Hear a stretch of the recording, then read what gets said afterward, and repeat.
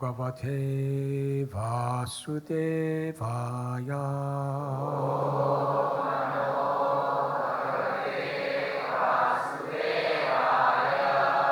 Anayaradhito nunam Bhagavan Harir Ishvaraha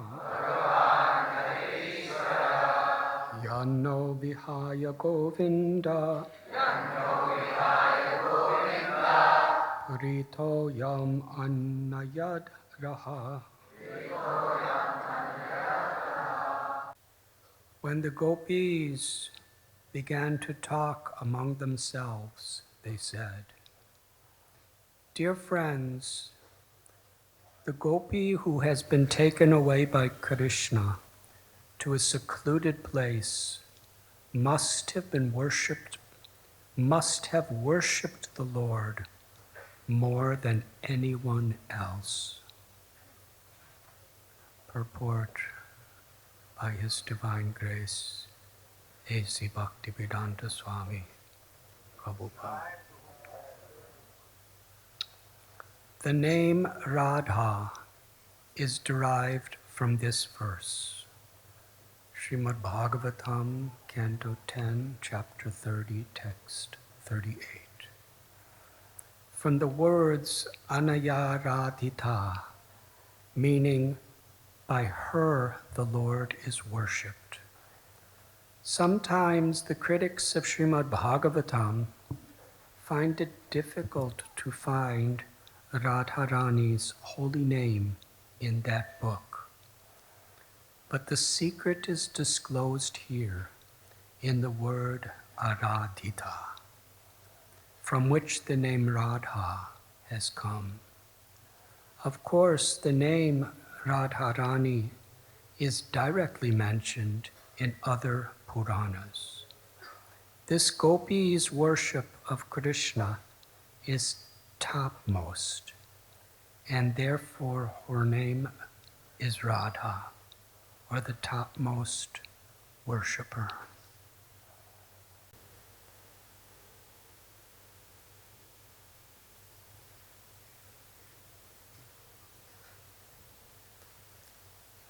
I am sincerely grateful, happy, and most honored to be among all of you in Sri Sri Radha Gopinath Temple once again.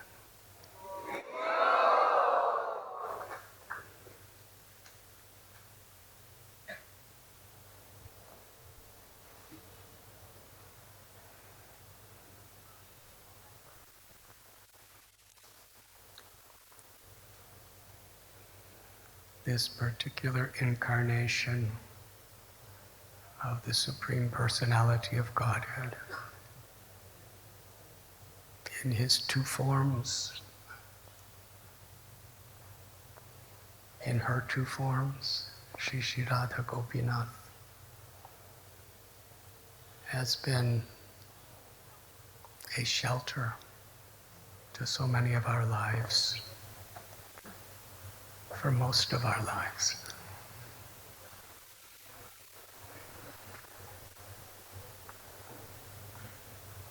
The inconceivable challenges, the inconceivable circumstances that we've all been in together as Radha Gopinath Temple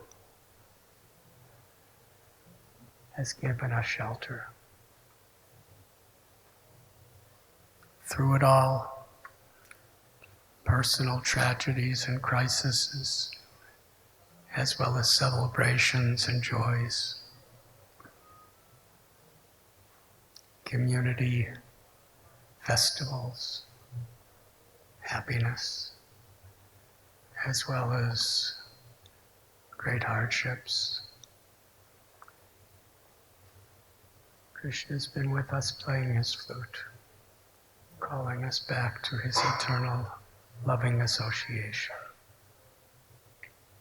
And Srimati Radharani, Karunamayi, the supreme ocean of compassion, has always been there as our Supreme Mother,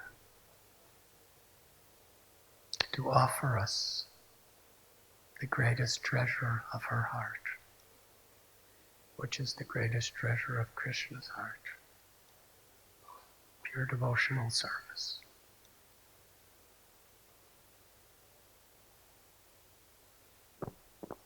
Krishna is merciful in ways that are incomprehensible to our intelligence.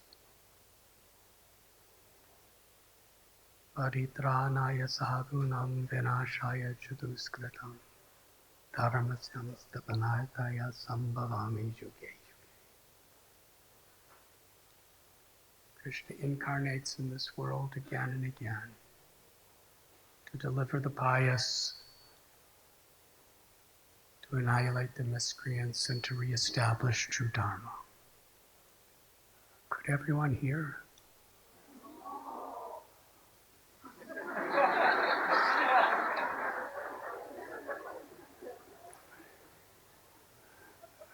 I don't know if that was a Hindi translation for yes or no. Could everyone hear?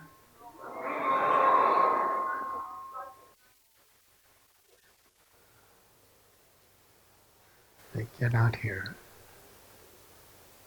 Hari Hari.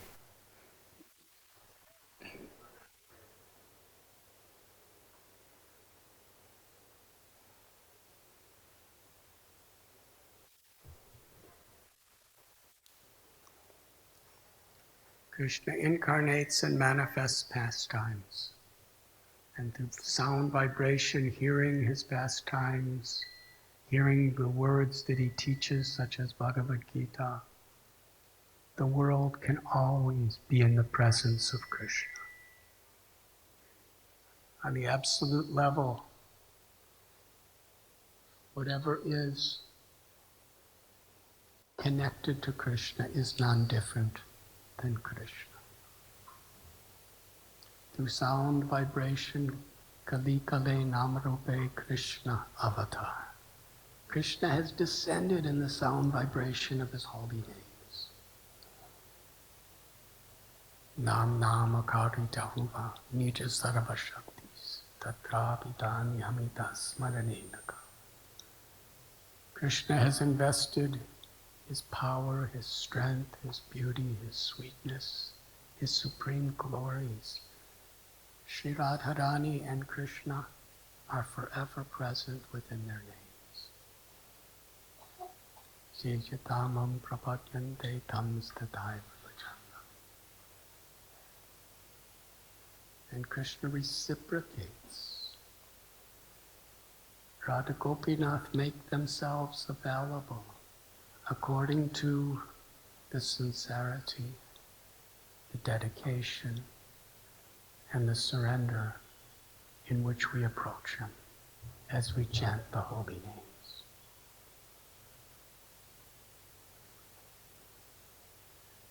Krishna has incarnated as the Srimad Bhagavatam, Bhagavad Gita, Sri Chaitanya Charitamrita. The book itself is a deity. By approaching that book and receiving the blessings through the words, the message in sound vibration, we are with Krishna. And Krishna has come in the form of the Archa Vigraha, the holy deity.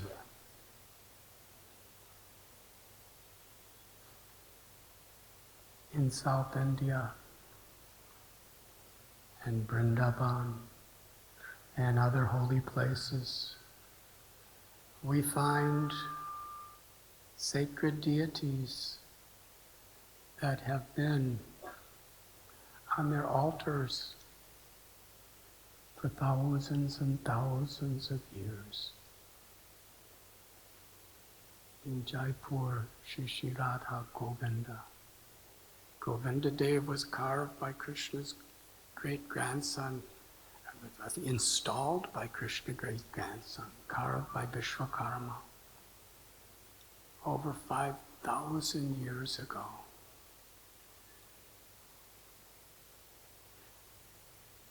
has been worshipped all this time, given shelter.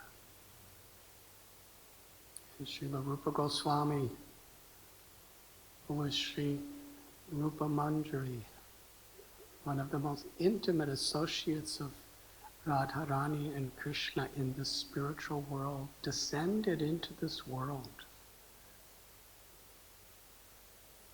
to worship Radha Govinda and teach us the worship of Radha Govinda.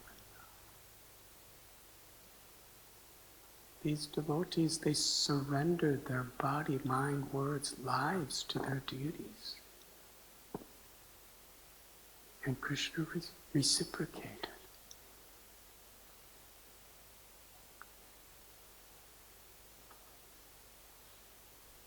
Some of these deities, according to Puranic histories, are from beginning of creation. The deity of Ranganath was worshipped by Brahma long, long time ago.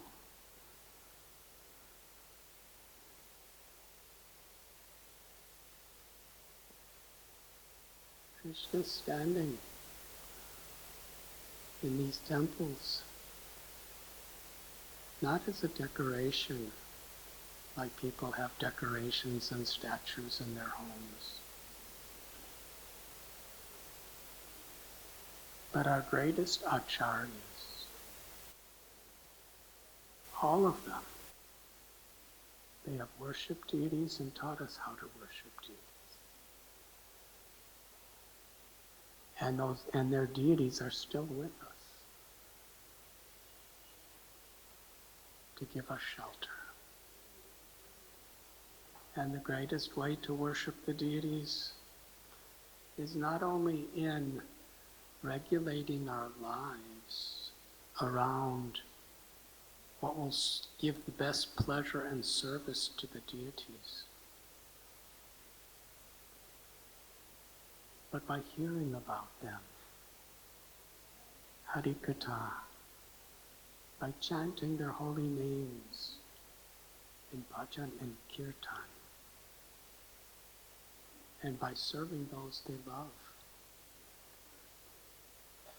by serving their devotees, and ultimately they have come to this world to deliver us, and they expect us to share that mercy with others. When we began Sri Radha Gopinath Temple, I believe it was 1988. Before that, we were just living in a tiny little room in the ground floor. 2 years later, somehow or other, we got this place. Srimati Radharani and Gopinath came, and there was a few devotees.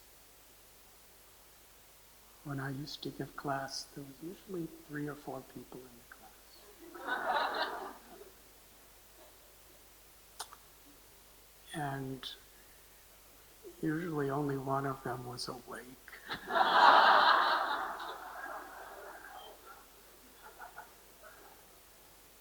Gopinath was there.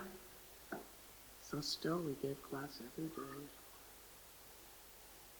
And now so many more have come. It was Srila Prabhupada's vision. It was Srila Prabhupada's gratitude. Srila Prabhupada was so grateful for the gift that his Guru Maharaj and Krishna had given to him. And he understood gratitude is not just a feeling. Gratitude is a way of life. We express our gratitude through our words, our actions, our thoughts. When we receive mercy, we show gratitude by following what we have been given and by sharing it with others. And many devotees have taken this blessing very seriously, and gradually and expansion into Pune, and to Govardhan Eco-Village and Bhaktivedanta Hospital and Nigni and Nasik and Aurangabad and Nagpur and Kolhapur and many other places.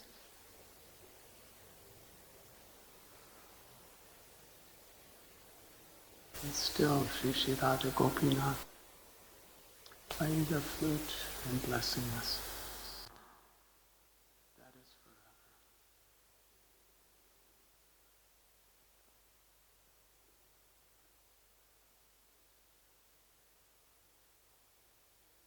The dilemma of the material world. This is something new. Is this a new system? Can we just use the old system?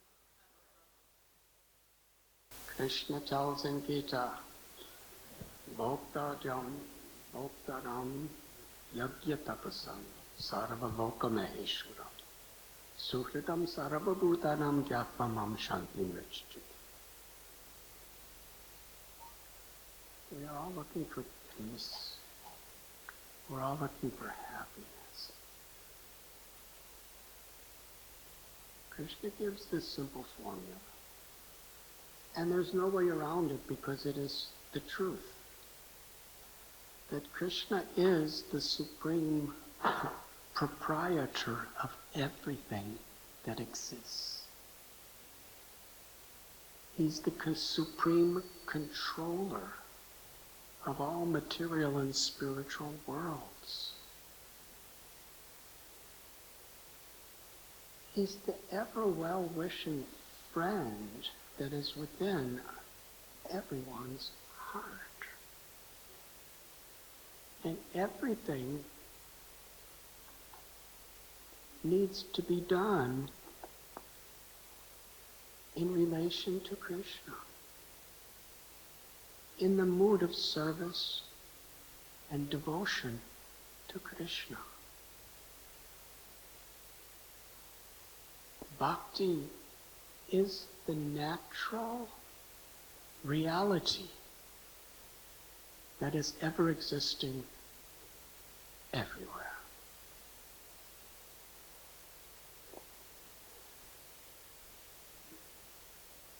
Krishna seeing you and me and everyone else and everything else. Always. Krishna hears everything.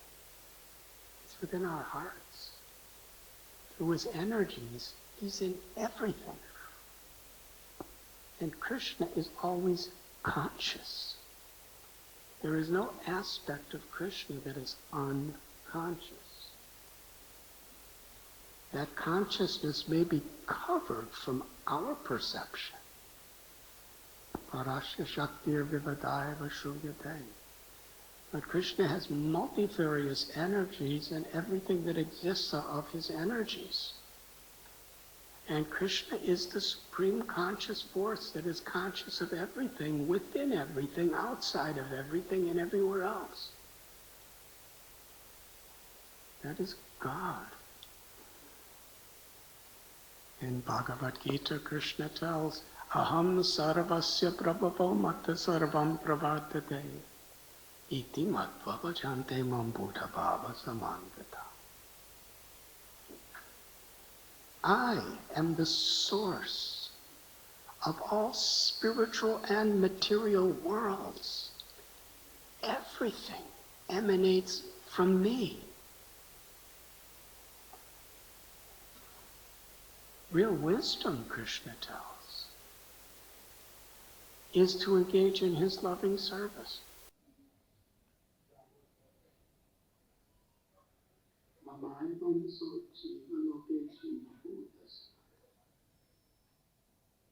Krishna has three primary energies.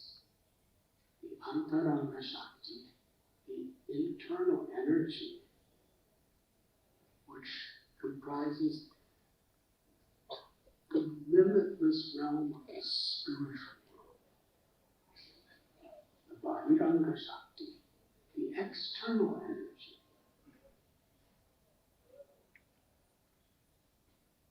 which includes the Maya Shakti, the illusory potency, and the Jiva Shakti, or Tatastha Shakti, the Jiva, who are infinitesimal parts and parcels of Krishna. The Jiva is eternally conscious, like a spark of the sun planet. A sun ray gives off heat and light. The nature of every soul, the source of life in every living being, is Satchit Ananda. We are seeking eternity, we are seeking knowledge, and we are seeking happiness because that is our nature. Why is it our nature? Because we're part of Krishna. And nothing can change that. But by our free will, we can choose to allow ourselves to be covered. And what is that essential covering? Instead of enjoying the supreme happiness of celebrating Krishna, the proprietor of everything, we want to be proprietors separate from Krishna. We want to be controllers separate from Krishna. We want to be enjoyers separate from Krishna. Krishna is all beautiful. And actually, every jiva, every spirit soul is all beautiful. But if we forget our beauty as coming from Krishna and we call it my own, then our beauty is going to grow old, get disease, and die. If we understand my wealth belongs to Krishna, then wealth is eternal. Its manifestations may come and go, but wealth is eternal when we understand it all belongs to Krishna. Our intelligence.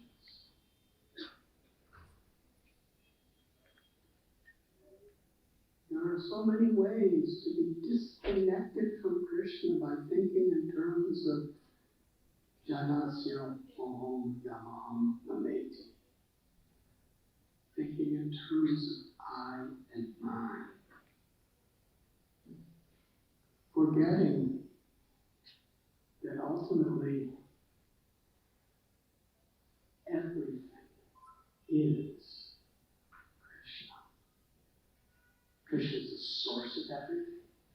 He's inside of everything. He's outside of everything. And he's also separate. As the Supreme Personality of Godhead living in his own eternal abode.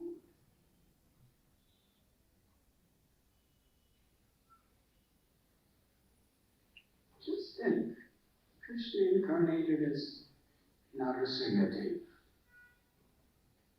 He was very angry.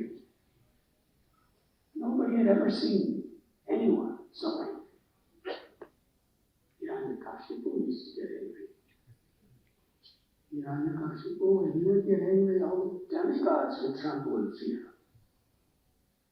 But when Lord Narasimha was angry, Hiranyakashipu was terrified. Even Lakshmi couldn't go near him. Now we read about the Virat Rupa, the universal form, and we read about, various aspects of God that create, maintain, and destroy entire cosmic manifestation. But they don't usually do it in anger. They just do it.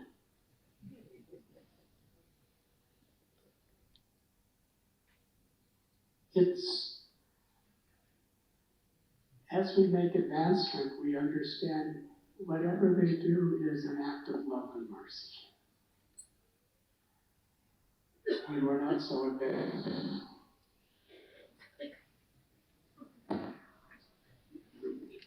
we cannot connect the power with the love of the Lord.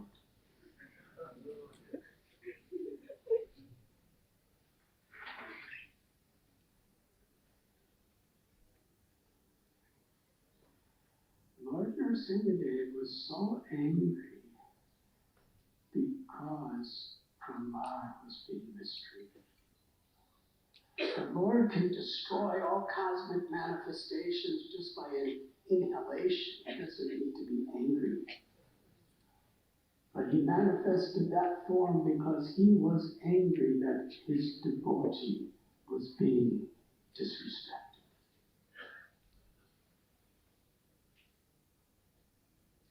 That is the love of the Lord for his devotee. Yes, God is all powerful. There are so many analogies in various scriptures of the world of the power of God. The Vedic literature, Srimad Bhagavatam, describe an expansion of an expansion of an expansion of Krishna. Is Karuna Dakshani Vishnu. And he creates this Mahatattva, where all the ingredients of the entire cosmic manifestation are just in one, like, just one energy. They're all, there. And the Lord simply glances upon it and activates everything. Limitless living entities, you and me, the three modes of material nature.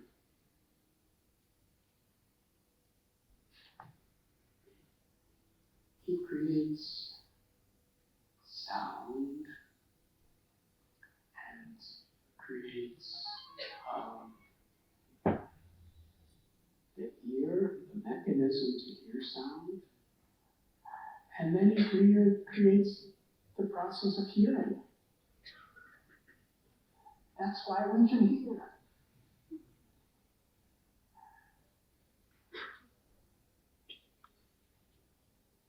We may think, oh, I am so good, I hear so good, actually.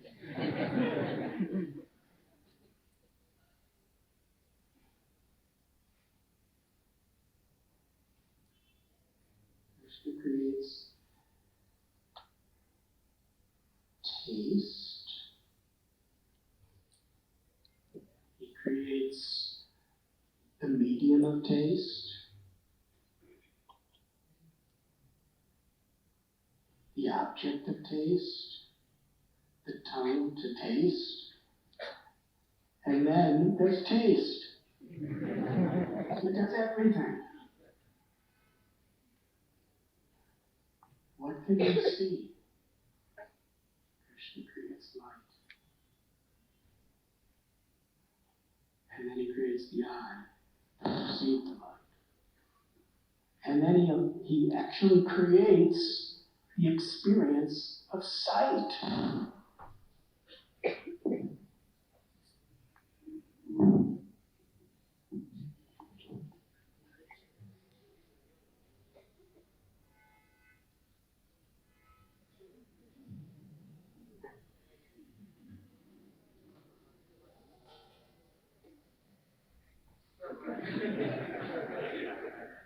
Hare Krishna.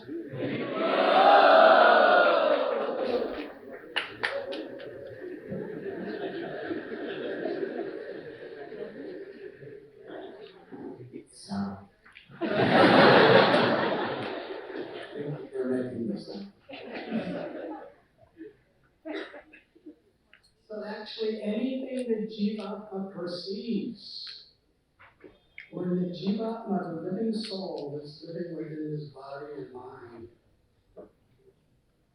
when you or me see something, hear something, touch something, taste something, smell something,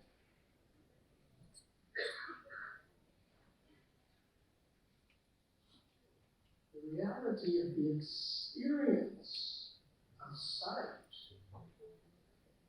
happens within the mind. It's not the thing that gives us pleasure or pain. It's how we interpret that thing.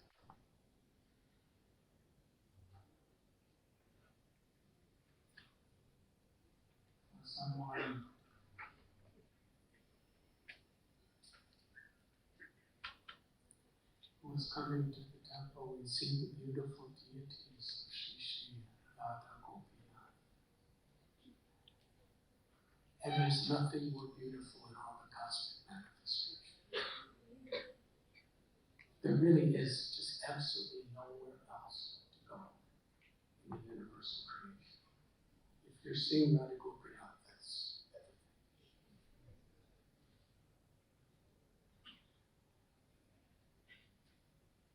But if we're seeing a statue and we're thinking about where else we have to go in life, then our experience of seeing Radha Gopinath is taking place actually within our minds.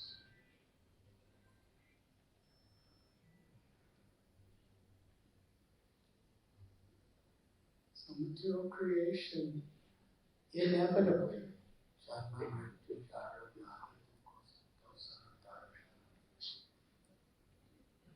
it is a place where all physical things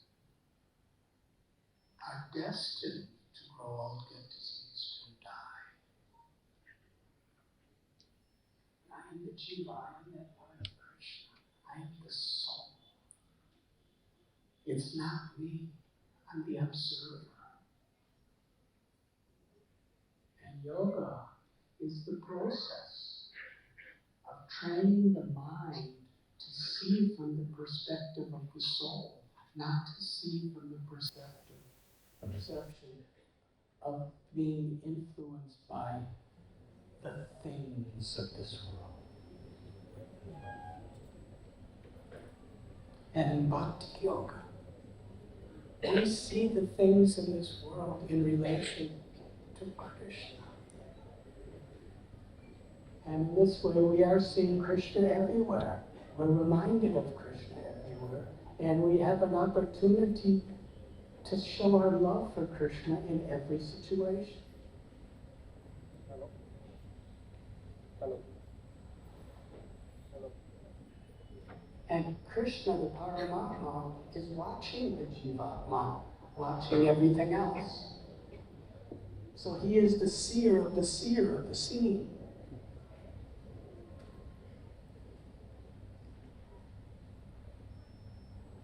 And he promises us that he is our ever well-wishing friend. Sukadam Sarvabhuta. Externally,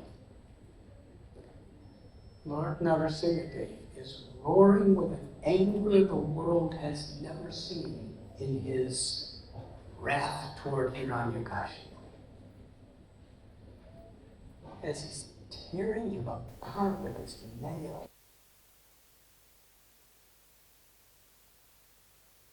pulling out his intestines, placing around his bloody intestines as a garland on his own body. But within Hiranyakashipu's heart, that same Lord is his sweetest, most ever well-wishing, loving friend, just wanting to give him another chance. And he wants to give him the whole spiritual world.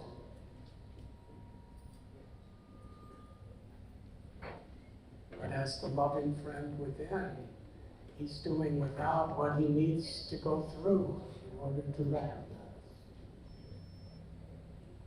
And actually, that is the way Krishna is for everybody. Sarvaloka Sukhatam Sarvabhutanam Gyatmamam Shankarishna. Krishna is the ever well-wishing friend of every living being. He never leaves us. Seated within our heart. And because Krishna is Anandamaya,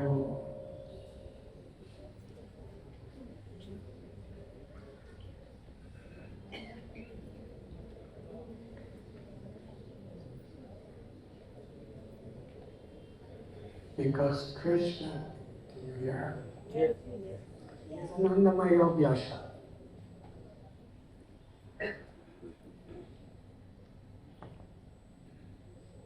he exists for the same reason everyone exists.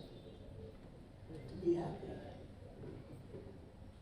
We're part and parcel of Krishna. We want to be happy. Why? Because Krishna is happy. Krishna is supremely happy.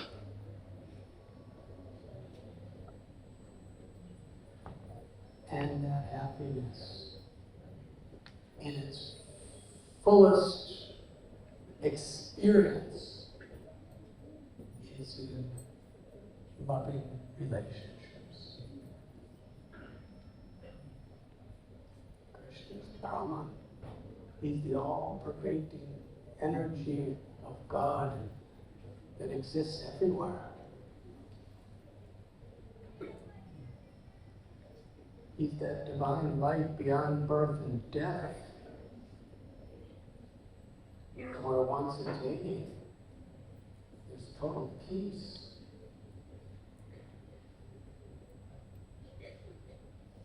But beyond that, Krishna is the supreme object of love.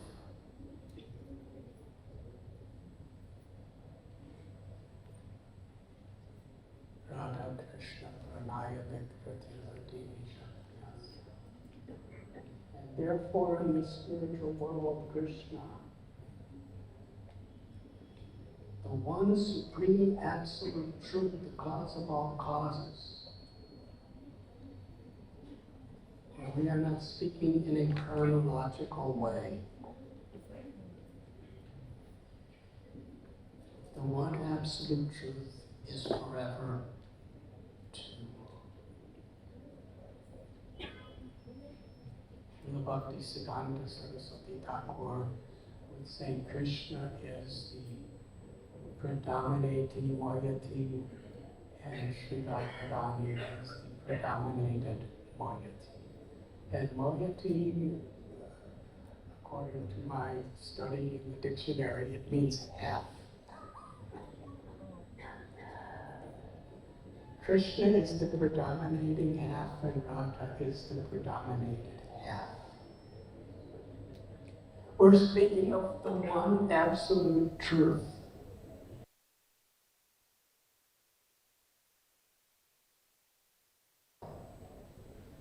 Why would the one truth, the cause of all causes, become two?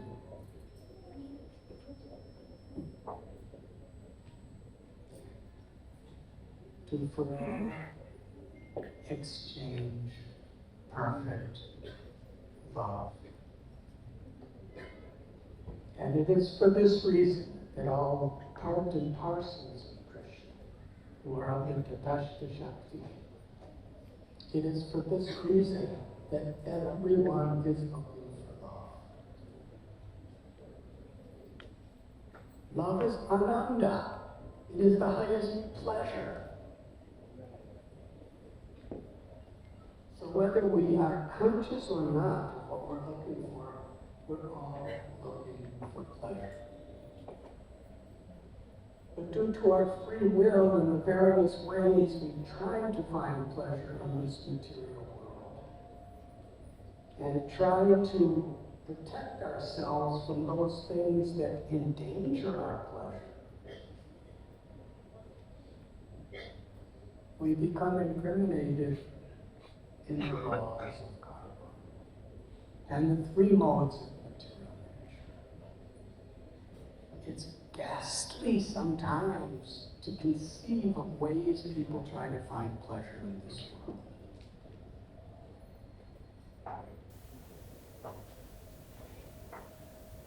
To know that every living being is a child of God. To find pleasure by exploiting them,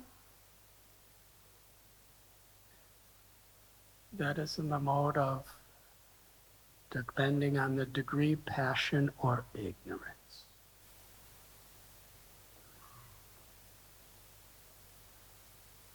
Under the illusion that I am this temporary body that we are temporarily residing in order to satisfy the senses of the body, we're trying to be happy. And the elements of material nature are always oppressing, depressing, and threatening the senses of the body in so many ways. Lord Krishna, who is within our heart, who is the supreme reservoir of all pleasure, the Akila Rasamrita Murti, the reservoir of all pleasure, he sends devotees into this world to teach us what real pleasure is. Real pleasure in its highest, purest, fullest form is the love of Radha and Krishna.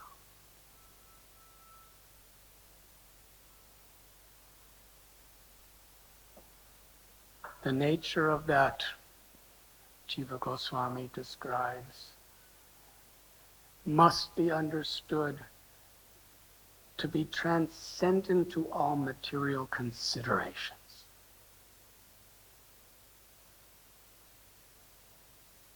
Great sages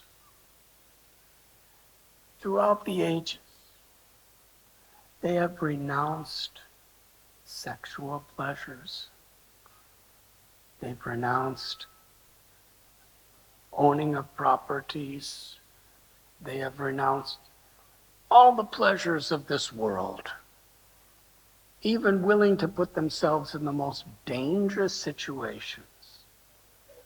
Why? Because they want to taste the enjoyment of Brahman, of spiritual pleasure. Shukadev Goswami, he had nothing. He didn't even bother putting on clothes. He just, if somebody gave him some milk, he drank, otherwise he didn't care. He lived in the forest. But yet the greatest rishis and sages recognized he's really a person who is experiencing ananda, the highest pleasure. It was the pleasure of Brahman. Even though Sukadev Goswami was Brahman realized fully, he had absolutely no consideration of enjoying anything of this world. When he heard Krishna's pastimes, he became completely transformed with love for Krishna. We read about Lord Chaitanya, how he left everything seeking the pleasure of Krishna.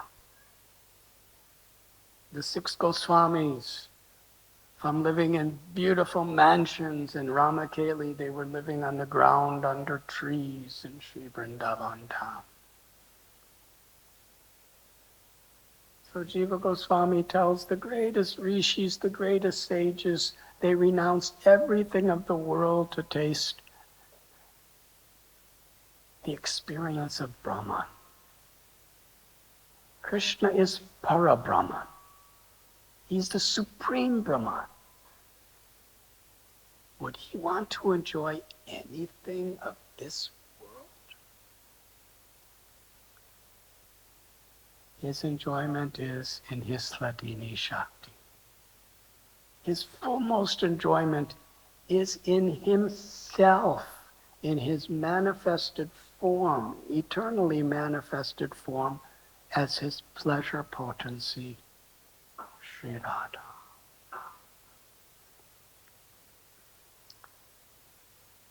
It is said, Daivi Gunamayi Mama Maya Durapyaya Mame Vamya Prapatyante Maya Meta. It is very, very difficult for all of us to overcome the temptations, the fears, the aversions, the impediments that are there in this material world. And it's not that when you become a devotee, they're not there anymore. It's not that you become a devotee, they stop operating. This is the definition, or a definition, of a neophyte devotee. When I become a devotee, then material nature is going to start operating in a pleasing way.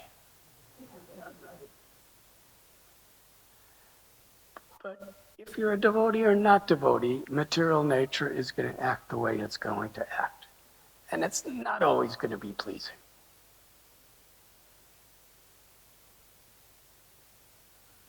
There's Adhyatmaka, Adhibhautika, Adhidaivaka, Adhidaivaka, Adhibhautika, Adhyatmaka.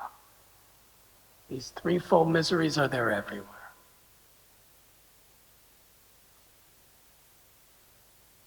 And we could try our best to alleviate them. And it's our duty, it's our dharma to try our best, as long as we have these bodies. But it's inevitable, we will be overcome. But if we take shelter of Krishna, if we take shelter of Krishna's mercy, then by Krishna's grace, Krishna helps us. He doesn't stop necessarily what's happening, but he gives us the highest experience of our true nature and our relationship with him, even through all these things.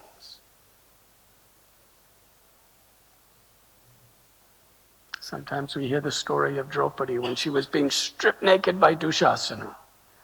When Krishna came as the sari, it's not that Dushasana just all of a sudden disappeared.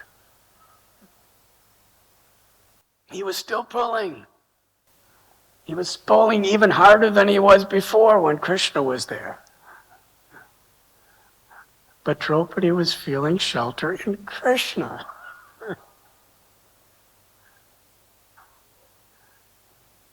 And it wasn't the sari that protected her. It was Krishna's presence. She felt Krishna in that experience coming.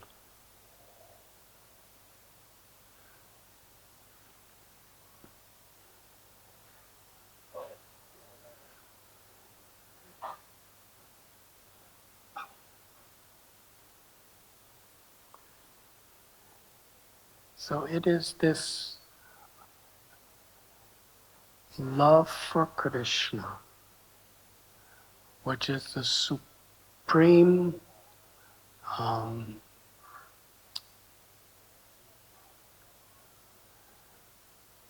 quality of Srimati Radharani that we are all seeking. Krishna is the source of all living entities. Krishna is the source of all incarnations. And none different from Krishna is Radha, who is the source of all love, who is the source of all compassion,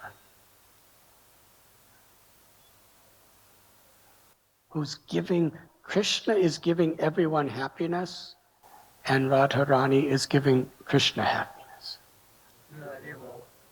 So ultimately, where is our happiness coming from? It's coming from Srimati Radharani. This is the extraordinary nature of the topmost gopi, who in this verse from Sri Chaitanya Charitamrita, Krishna is searching for. In context of this verse today, we are reading from Sri Chaitanya Charitamrita. Srila Ramananda Rai was, by the caste system of that day, he was declared to be a Shudra. He was a governor working in government services. He was a grihasta. And Lord Chaitanya at the time in his South Indian tour, he's of the highest order of Brahmins, he's a sannyasi. And he's seeking the association of Ramananda Rai. And they meet. Sarvabhauma Bhattacharya told Lord Chaitanya that this is the person you must meet. After they met, they decided to meet at night in a secluded place. Here is Lord Chaitanya. When he was young in Navadvip, he defeated the Keshav Kashmiri. He proved himself to be the greatest scholar on the planet. He knew the scriptures greater than anyone on the planet. He's Krishna himself in the mood of Sri Radha. He's the absolute truth. He knows everything.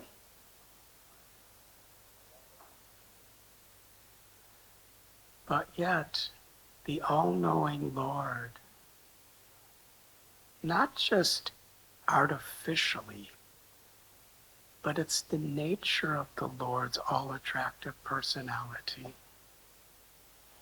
He wants to learn from his devotee. Does that make sense? In bhakti, it makes perfect sense. In Gyan without bhakti, it really doesn't make sense. The all-knowing is sincerely from his heart eager to learn from his devotee. So Lord Chaitanya asks, they're sitting together on the bank of the Godavari River in a place called Kovur near Visakhapatnam in South India. The place that they said is still there today. Do you remember when we went there? No. I remember it was a very hot day.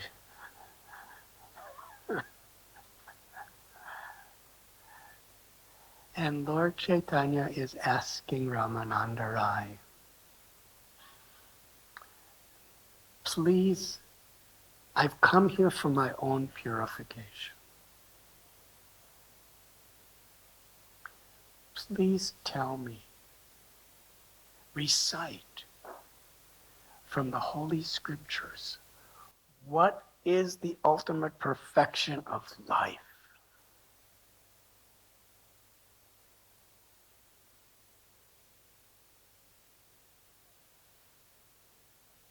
Previously, Lord Chaitanya's Krishna, he spoke Bhagavad Gita. His literary incarnation is Vyasadeva. He wrote all the Vedas. Vedaham samatitani vartamani bhajajuna bhavashani chibutani mamtu vedana kashchana. I know everything past, I know everything present, I know all things that are yet to come, I know all living beings, I know all Vedas, I know everything. I know everyone. That's the Parama, that's Krishna.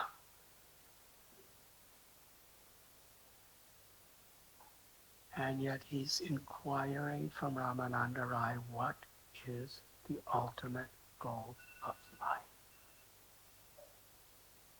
Now, on one level, we can understand he's asking for our benefit, which he is. But he also wants the taste. He's eager to taste the sweetness of the devotional wisdom of Ramananda Rai.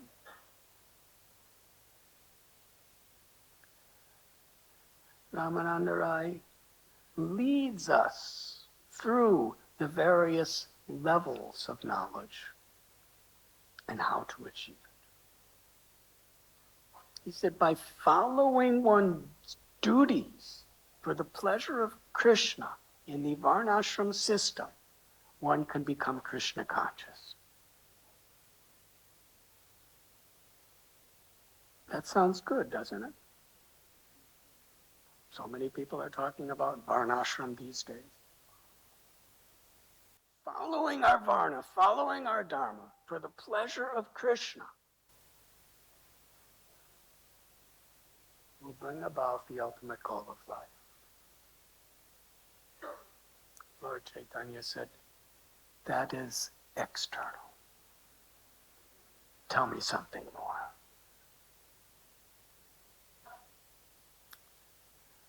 Ramananda Rai replies, by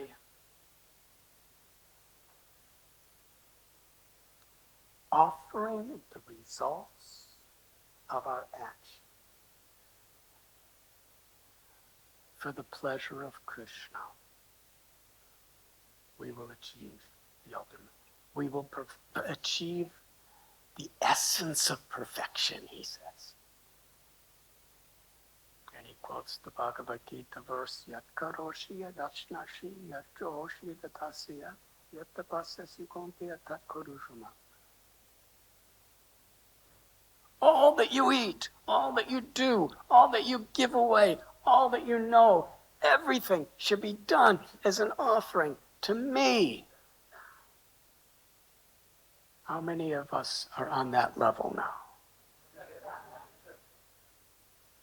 That means every thought we have is an offering to Krishna.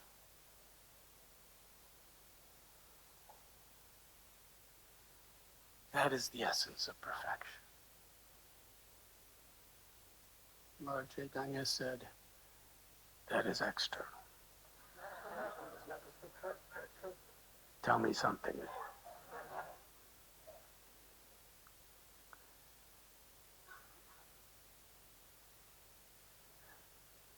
He just said, everything you do, you should offer to Krishna. And then he says,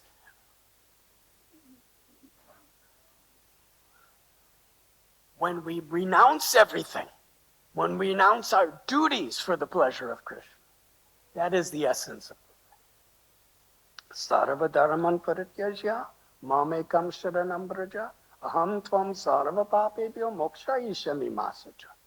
Abandon all varieties of dharma and just surrender to me. I shall deliver you from all sinful reactions. Krishna protects. Lord Chaitanya heard that. He was happy. He said, yes, but say more. There is something more. This is Chaitanya Charitamrita. It's not a stereotyped religion.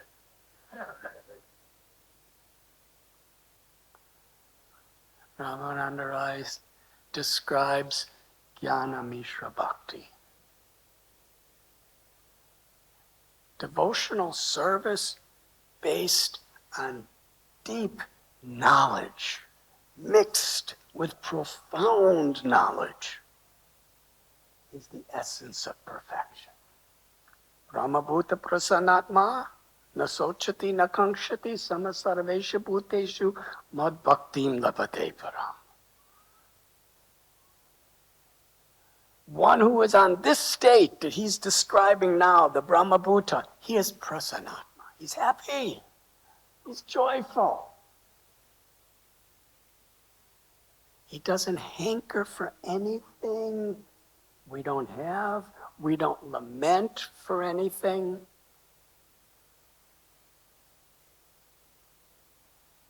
Hankering, lamenting.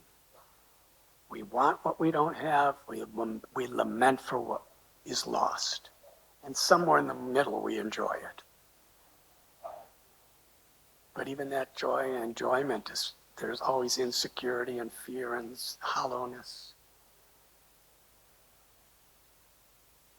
And such a person is a well-wishing friend of everyone. That's where bhakti really begins. When we're like that. We like to call ourselves bhaktas. Yes, I'm better than you because I'm a bhakta. Brahmabhuta Prasanatma, when you're on the spiritual platform, when you're always joyful, when you're not hankering or lamenting, when you're a friend of everyone, that's when your bhakti really begins.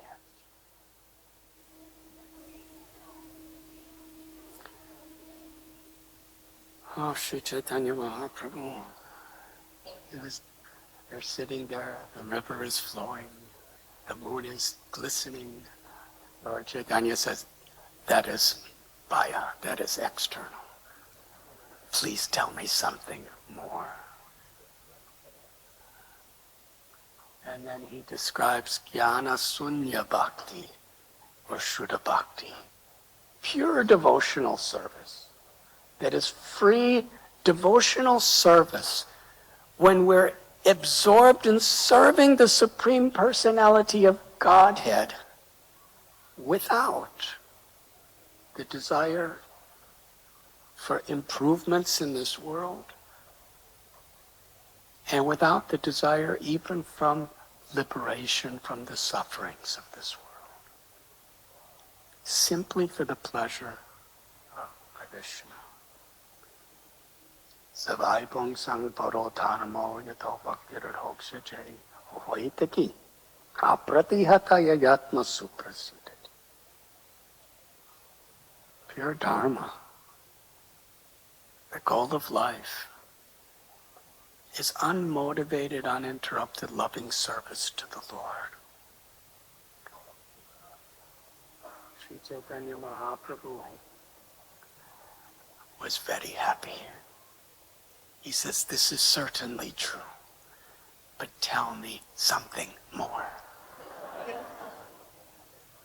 Ramananda Rai declared prema bhakti,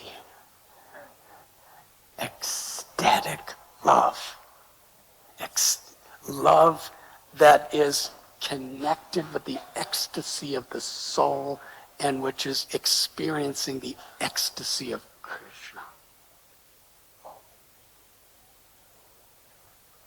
He described that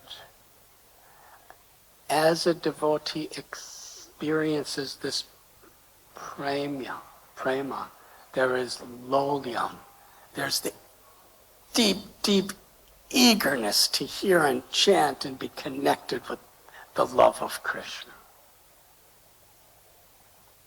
And he quotes Rupa Goswami, if you can purchase this, you should give anything and everything to get it. Sri Chaitanya Mahaprabhu, he was very happy. Can we go beyond prema bhakti? Lord Chaitanya requested Ramananda Rai to do so. Ramananda Rai described prema bhakti in the Dasya Ras, in the mood of a servant. You see, prema is not stagnant. It's dynamic. And that is the special feature of Vaishnavism or bhakti. Sometimes people with the impersonal conception, they speak about Brahman. And their conception of prema is that non-differentiated peace within Brahman. There's a feeling of prema. But Lord Chaitanya is asking Ramananda Rai to go deeper into this concept of prema. And Ramananda Rai describes dasya rasa. When prema is manifesting within our hearts in a desire to serve, to please Krishna.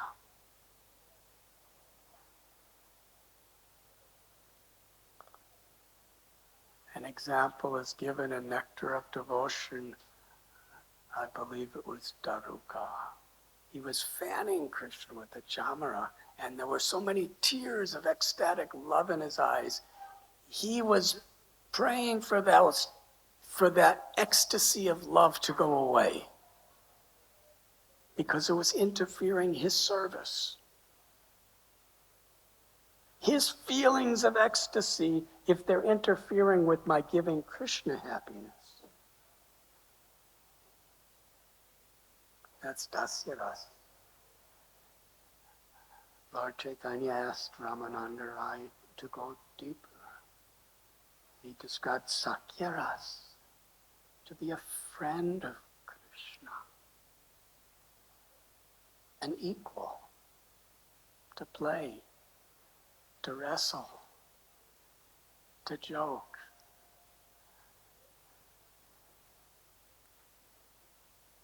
When Krishna and the cowherd boys would be throughout the day together, no one was seeing him as the supreme personality of Godhead, the absolute truth.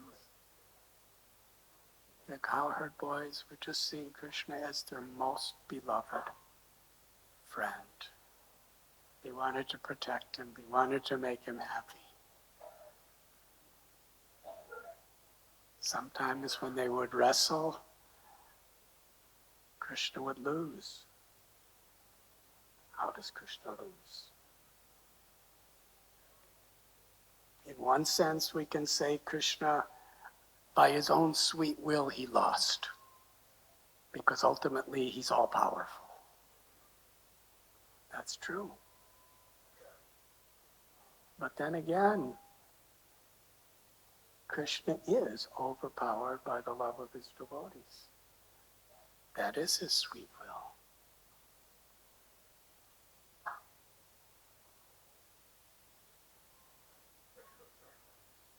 They would eat prasad together. And sometimes a cowherd boy would take a bite out of something their mother made and say, Krishna, this tastes very, very good. You should try. And the boy would put it in Krishna's mouth. And Krishna would eat it and say, oh, this is very, very good. So all the boys are taking bites out of their food and giving it to Krishna because they wanted Krishna to enjoy what they were enjoying. Now, if we try to do that on the altar, we will definitely, there will be reactions. We don't have that love. We cannot imitate that love. But that love is above our heads to be worshipped. What to speak of Yashoda Mai in Vatsalya Ras? She's chastising Krishna. She's giving orders to Krishna. Open your mouth. I want to see if you ate dirt. She's raising a stick. Why did you steal butter? You must be punished. Tying Krishna to a mortar. She's thinking that Krishna's completely depending on her. After hearing all of these extraordinary expressions of prema bhakti that are exclusively practiced in the supreme abode of the spiritual world, Goloka Vrindavan, Lord Sri Chaitanya Mahaprabhu wanted to hear more.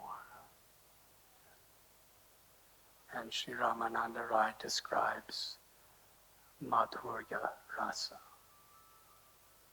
the love of the gopis. And he explained that all the other rasas are included in Madhurya Rasa. In this sense, the idea of high is in relationship to inclusiveness. all the elements of Santaras, Dasyaras, Sakyaras, and Vatsalyaras are within Madhuryaras in full. And still, there is something more.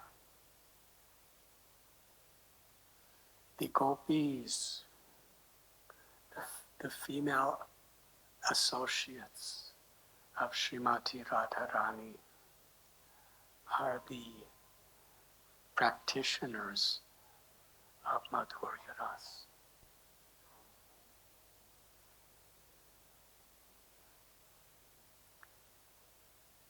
Krishna states in Bhagavad Gita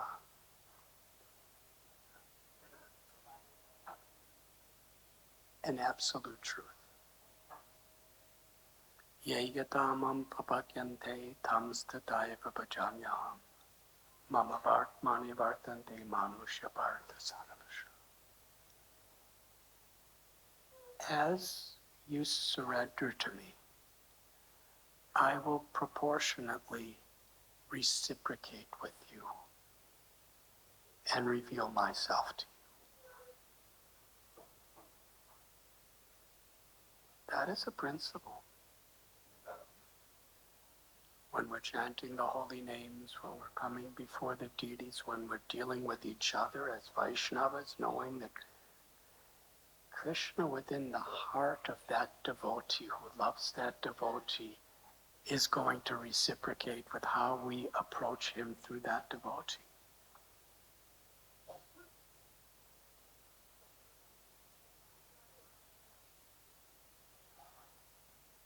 Ramananda Rai speaks from the 10th canto of Srimad Bhagavatam, where Krishna admits to the gopis, I have promised I will reciprocate accordingly, but I can't do that anymore for you. Because your love, your surrender, your detachment, your dedication is so great that I have no power to repay you. Even in an entire lifetime of Brahma, I do not have the capacity to repay your love for me. So I remain your debtor.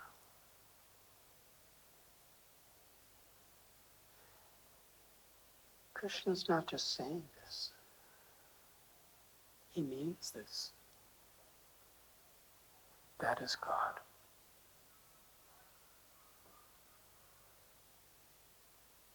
What is the stature of the gopis?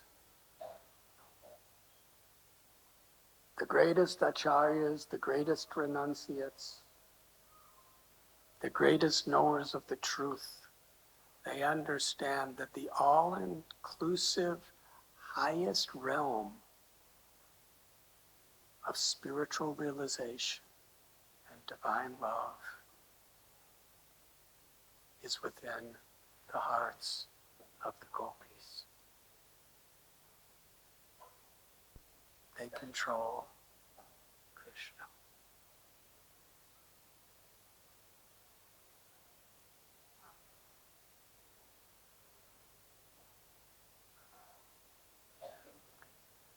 Sri Chaitanya Mahaprabhu, he said, certainly this is the limit.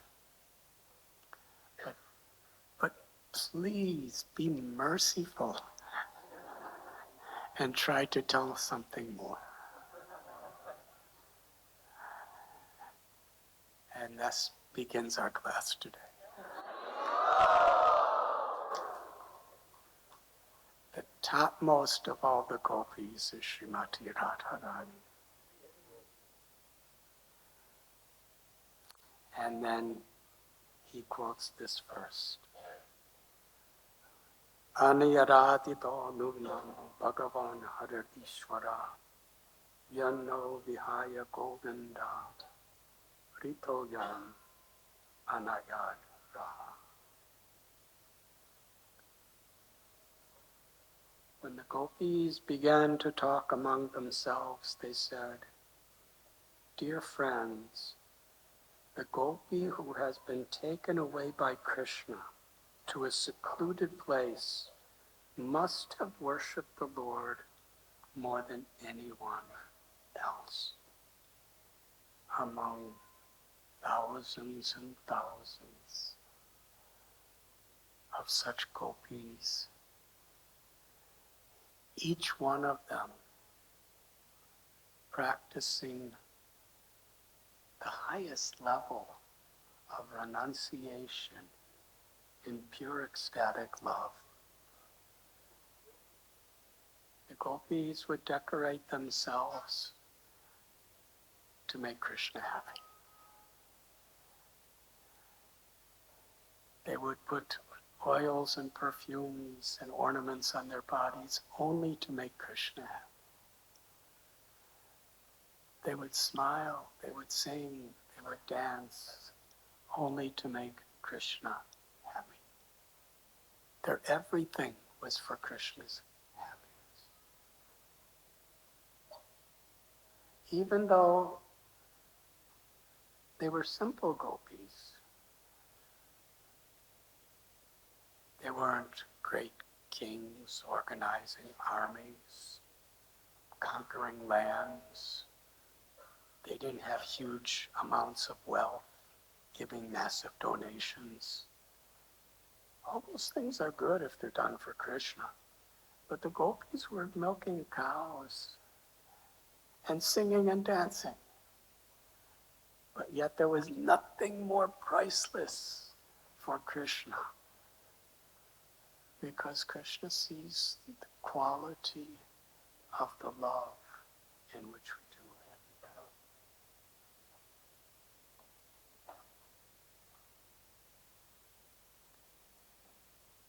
On the Sarat Purnima, Krishna played his flute, and each gopi could hear within their ear and within their heart that Krishna was calling for them. And they put everything else aside, including their status, their reputation, even their dharma, what to speak of the security of their life, because Krishna was calling.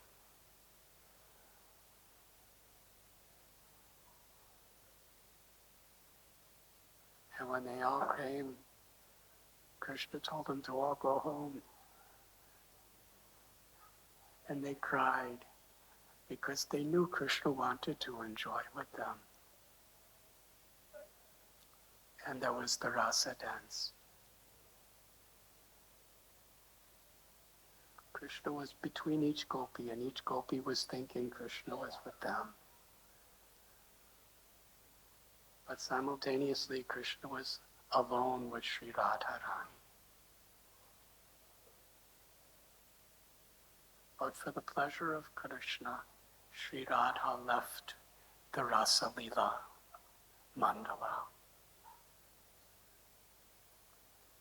And not seeing her, even in the midst of the supreme lovers of the spiritual world, Krishna was not happy. He left all the gopis who had renounced everything for him to find Sri Radha. And Ramananda Rai quotes from various scriptures how Krishna was searching, lamenting, yearning, and longing to find Sri Radha.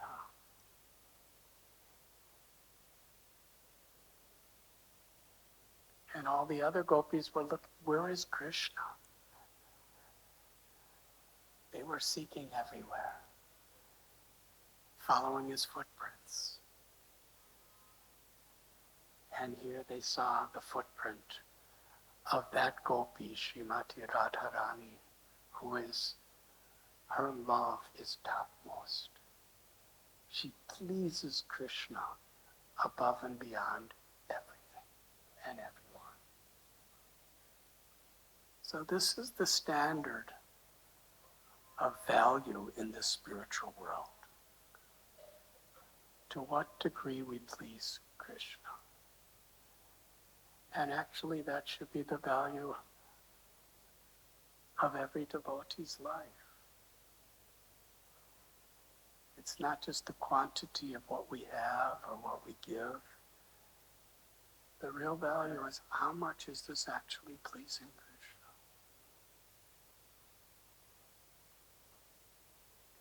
And in the gopi sense, it could be something very simple. Could be the simplest thing.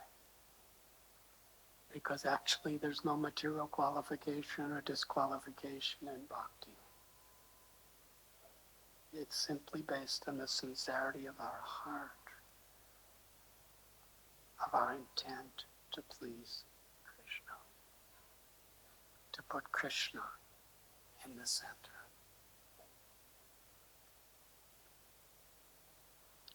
Today is the appearance day, the special day of the year where we celebrate Srimati Radharani, Radhashtami.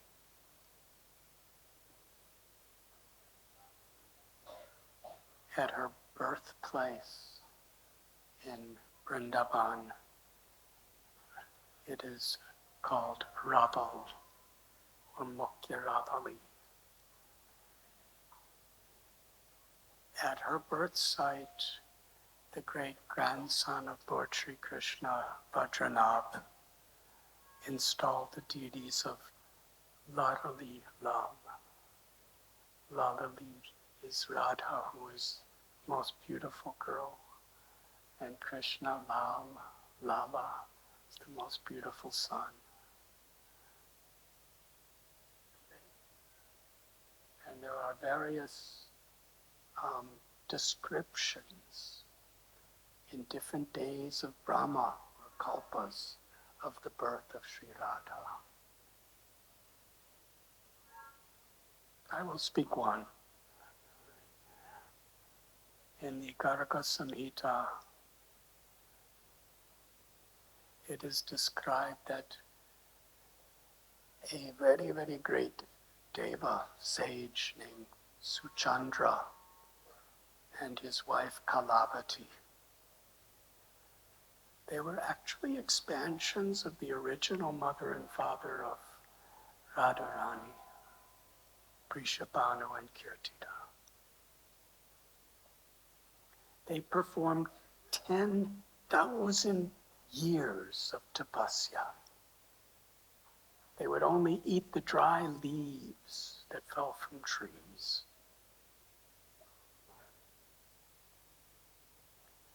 With the single purpose to give birth, to be the mother and the father of the eternal, supreme consort of the Lord.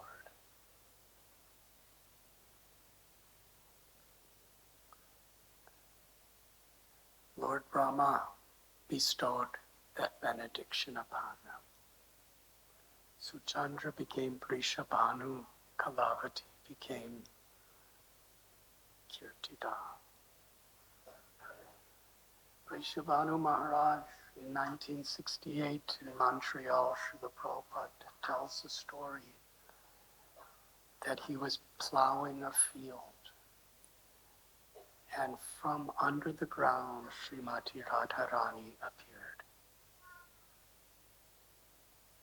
Puranas describe that Narada Muni was asking Lord Brahma how this happened.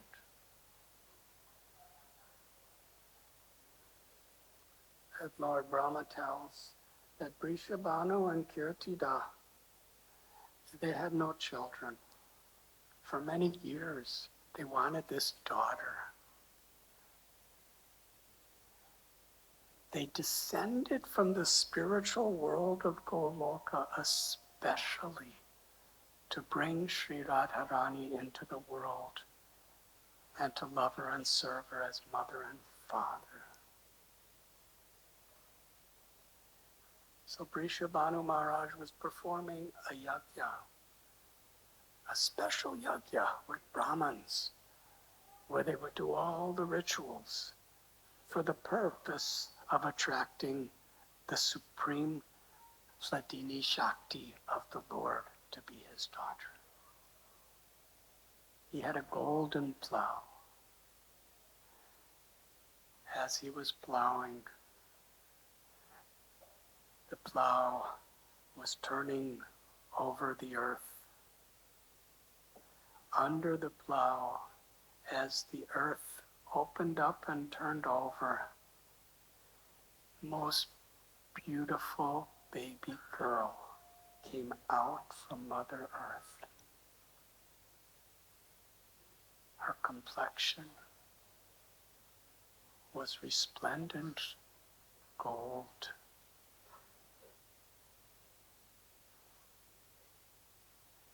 Vrishabhanu Maharaj lifted her up in her arms. In inexpressible love, he held this little baby girl, just born, so tender. The aroma of her body filled the entire universe. And he carried her home, brought her to his good wife Kirtida. Kirtida embraced the little baby. Tears from her heart, the love of her heart coming through her eyes in the form of motherly love.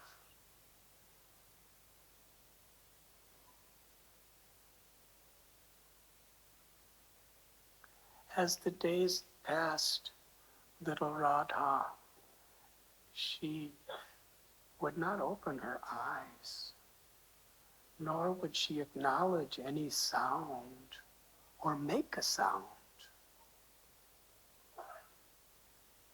They became worried. Narada Muni, he heard that Krishna had appeared. So he went to Gokula and he went to Nanda Bhavan, where he saw little Gopal, who was just born, the son of Nanda and Yashoda. And he celebrated in great love. As he left Nanda and Yashoda's house, he understood 15 days have passed and more. That certainly Krishna's internal potency, Radha, must have come.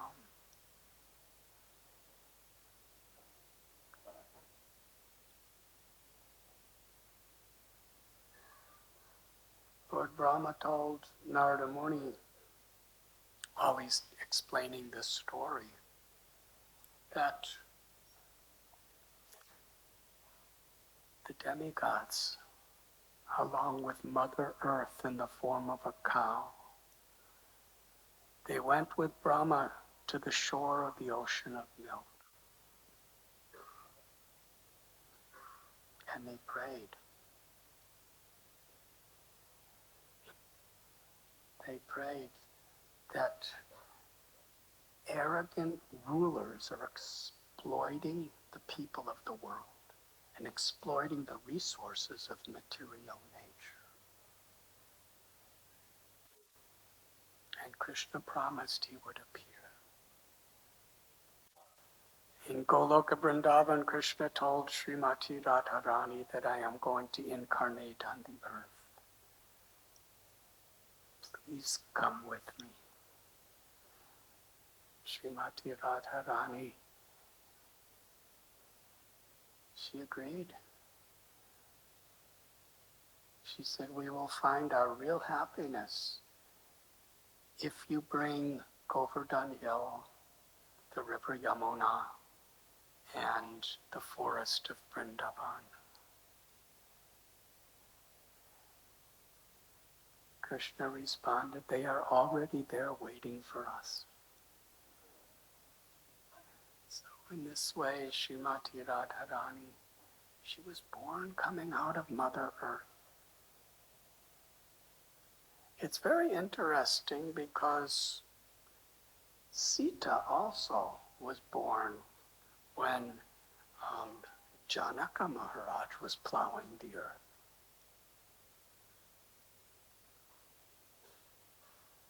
Radharani is the source of all the goddesses of fortune, the sources of Lakshmi, the source of all the goddesses, Parvati, Chandi, Durga, Kali, and Bhumi, Mother Earth.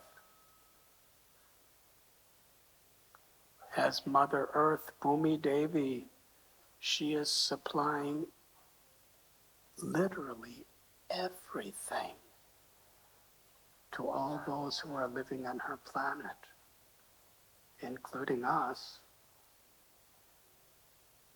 And she's also the medium by which her own source, Sri Radha and Sri Sita, come to show us mercy and blessings.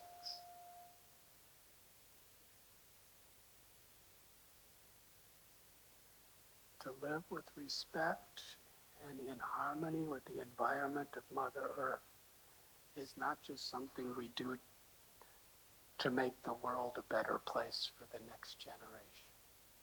It is inseparable from our devotion to Sri Radha and Sita. You cannot really have bhakti unless we have this awareness. And it is for that reason that our beloved Srila Prabhupada established farm communities to teach living in a respectful, harmonious way with Mother Nature.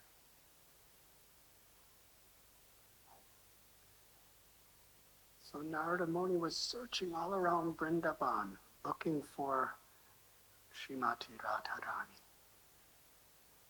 And he came to the home of Vrishabhanu and asked if he had children. Vrishabhanu brought Sridama, the elder brother of Radharani. In great happiness, Narada Muni blessed Sridama. You will become best friends with Krishna and Balaram. You will be their constant companion and play with them always.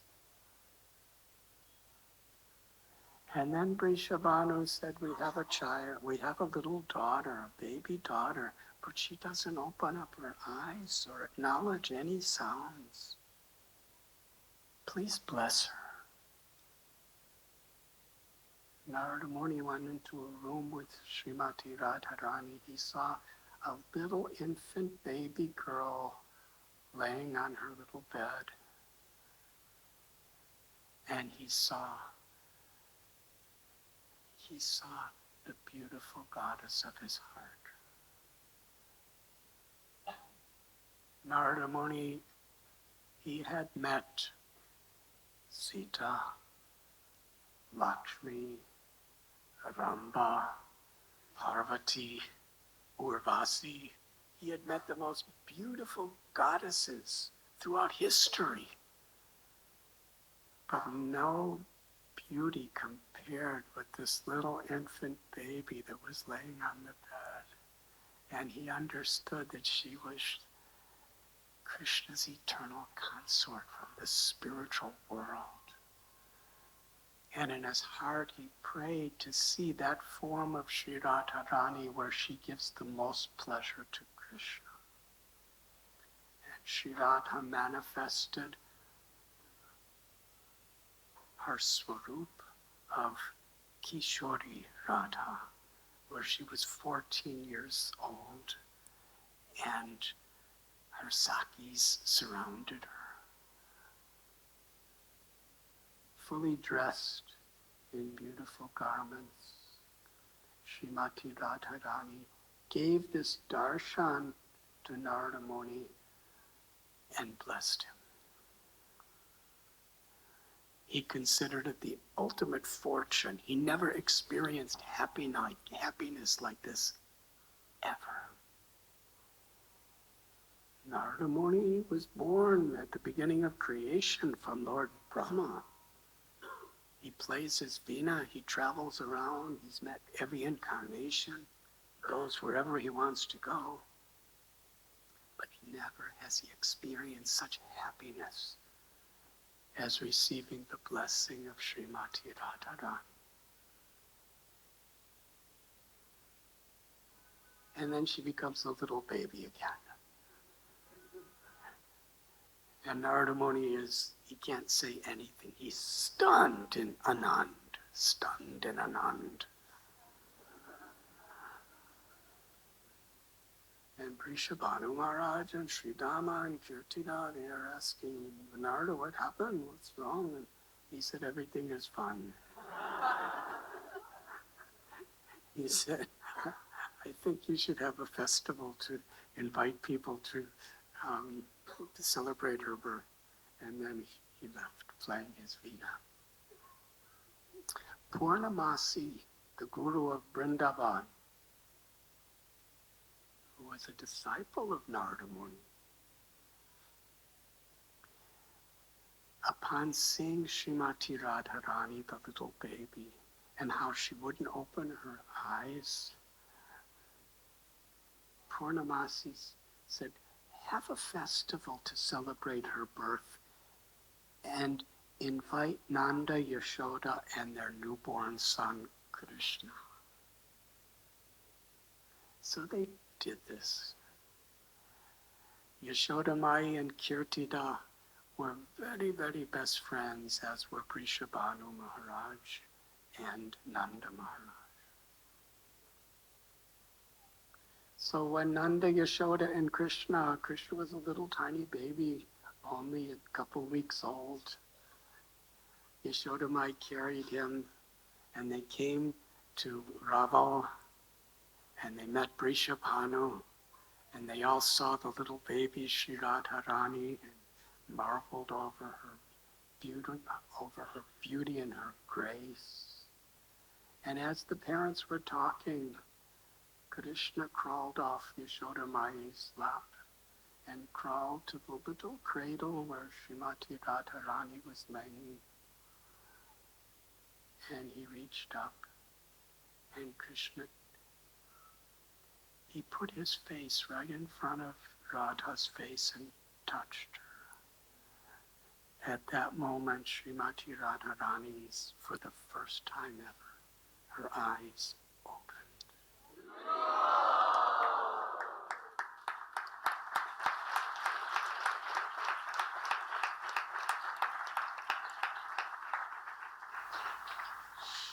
She had no desire to see anything except Krishna. She descended from Goloka Vrindavan simply to see Krishna, to please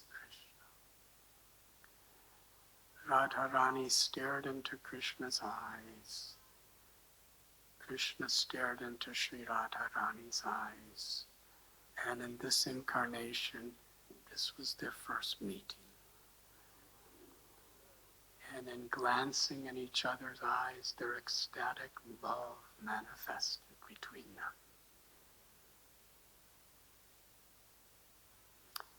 And upon seeing Krishna, Radharani cried out in ecstasy. And when the Brijavasis and the family members saw this, they celebrated. The love of Radha and Krishna for each other permeated the hearts of all the family of Nanda, Yashoda, and Prishabhanu and Kirtida. And all the Brijabasis and all the residents of Vrindavan were sharing and experiencing the same love as Radha and Krishna were sharing with one another. And it was a great festival. The Brijabasis, even to this day, they chant, Jai Shri Radhe. Radhe, Radhe.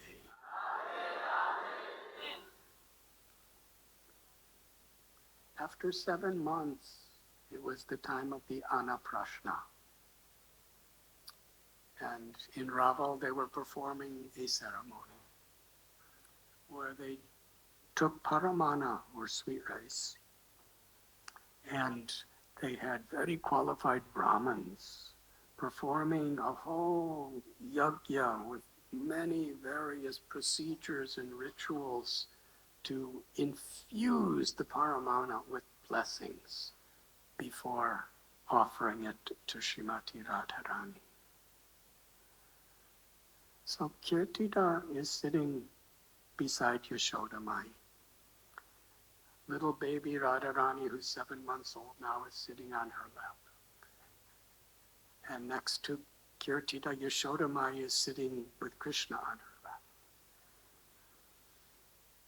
Now, as the Brahmins are doing their rituals and preparing the paramana for Srimati Radharani, Krishna's hungry.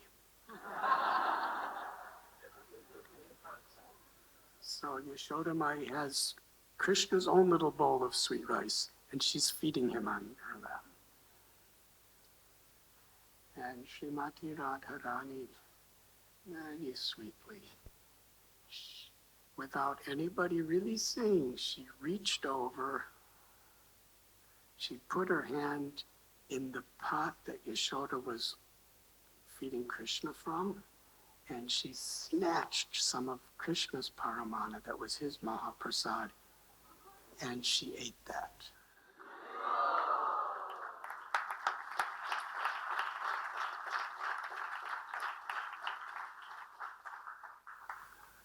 That was her first grains, Krishna's Mahaprasad. But then Krishna, after she took prasad from Krishna's pot, when Yashoda Mai put that Mahaprasad in Krishna's mouth, then Krishna tasted Radharani's Mahaprasad. In this way, Srimati Radharani and Krishna are constantly sharing their Mahaprasad with each other and with the world. When they were little children in Badarsana, there are 4 hills, which are actually the 4 heads of Brahma. Lord Brahma is the secondary creator of the entire universe. Krishna's more or less alone in the universe, Lord Narayan. And a lotus flower blossoms from his navel, Padmanabha, and Lord Brahma is born from that lotus flower. He's Atmabhu. And he's all alone. And ultimately, he's the one who, on behalf of Krishna, he's creating everything and progeniting all kinds of species of life and everything in this universe. He lives 311 trillion years. He's the father of everybody. Lord Brahma performed tapasya because he wanted to get the dust of the feet of Srimati Radharani on his head, and he wanted to assist her in her pastimes with her devotees. So with Srimati Radharani's blessings, his 4 heads became the 4 hills of Badarsana. One of them is Vilaskara. Please raise your hands if you have been to Vilaska.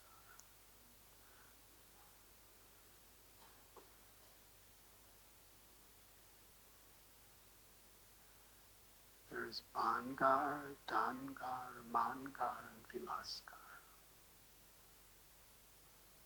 When Srimati Radharani was a young girl, her and her friends were playing in the sand up there. It was very fine sand.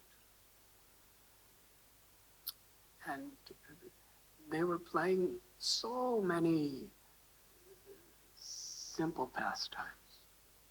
They were drawing artwork in the sand. They were building little palaces and castles in the sand. Doing so many things that children do. Krishna wanted to come to be with her. He was a young boy, so he comes to Vilaskar. And Srimati Radharani's friends see him approaching. And they said, no, you cannot come in.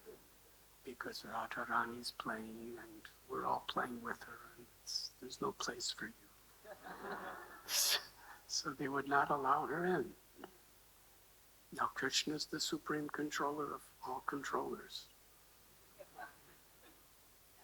If it was some of us, we would say, get out of my way. Who are you to tell me not to come?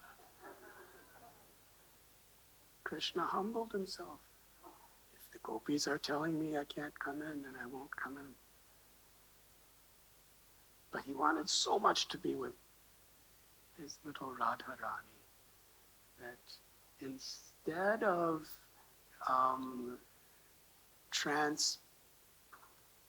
transgressing the gopis' desire, he performed a wonderful pastime. By his Yogamaya potency, all of a sudden, a swirling wind came upon Vilaskar.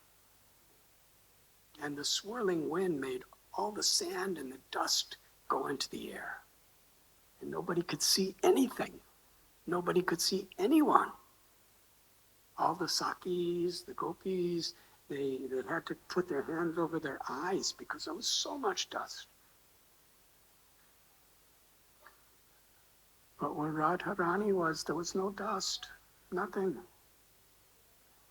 And suddenly she saw everybody all around, all her friends.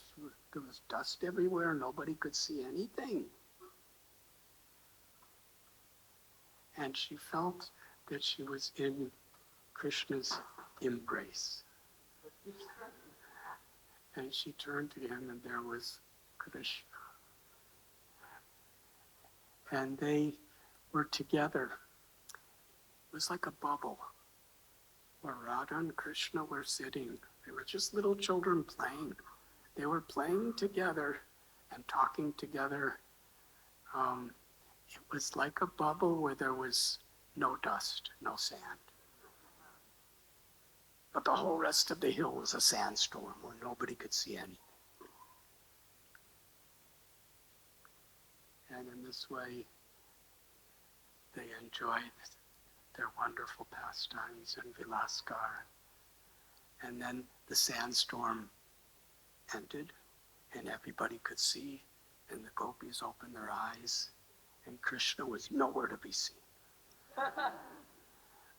But when they looked at Srimati Radharani, she was so happy that everyone understood.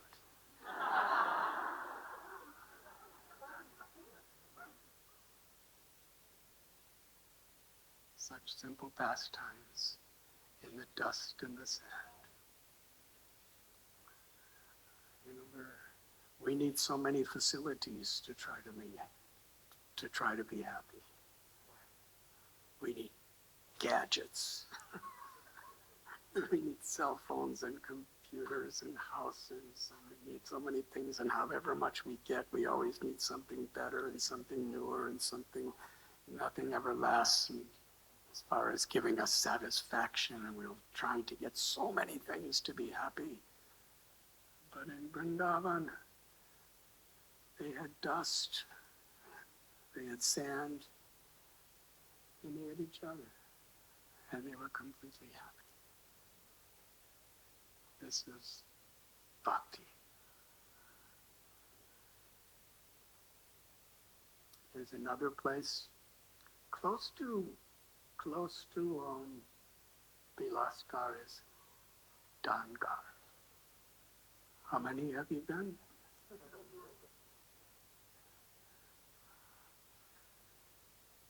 Below Dangar, Dangar is where they do tax pastimes. And below there is Sankarikor. Sankarikor, there's two mountains, and they kind of come together on the bottom. And it's a narrow passage. And gopis would make so many nice milk products. And they would specially go there hoping and praying that Krishna and his friends would come to steal their butter, their yogurt, their ghee, and all their preparations. They would milk their cows, they would feed their cows, they would make their preparations fixed exclusively in the mood that let me put so much love and so much devotion and emotion into this preparation that Krishna will come to steal it. But to give pleasure to Krishna, when Krishna comes to steal it, they chastise him. And call him a thief and everything. So these pastimes are described in so many literatures. But one time when Krishna came to Sankarikor, the gopis had their clay pots on their heads and in their arms, and Krishna had his friends with sticks, and they had so many conversations and argumentations, and the gopis would chastise him in their hearts, just praying and longing, please enjoy what I've made for you. But they're saying, no, you cannot have it. Who do you think you are to do this? And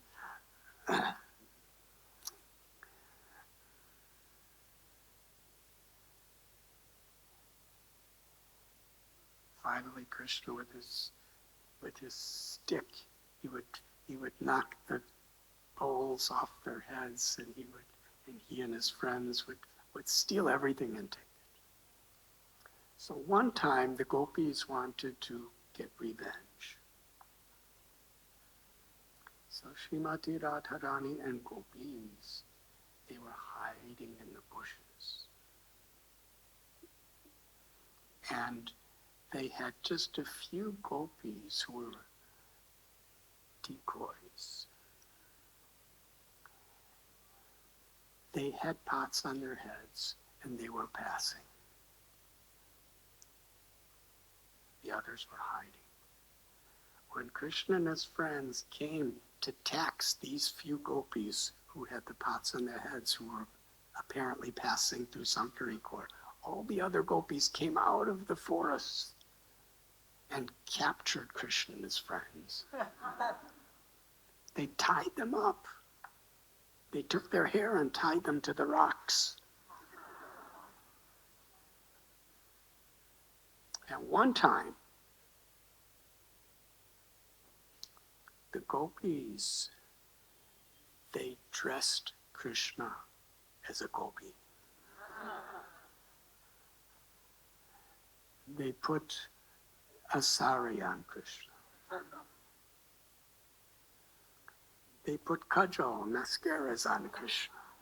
They gave him earrings and a nose wreath, and necklaces, painted his feet with red dyes. They made him just like a gopi. And then they put a pot of yogurt on his head. And he said, now we're going to tax you. And meanwhile, all Krishna's friends are watching. They didn't do this to the Krishna's friends. They only did it to Krishna. But the friends were afraid of the gopis. So they just stood by watching. And Krishna's standing there, and they're chastising him, just like the gopas did to the gopis, and saying, give me your butter. Lalita Saki.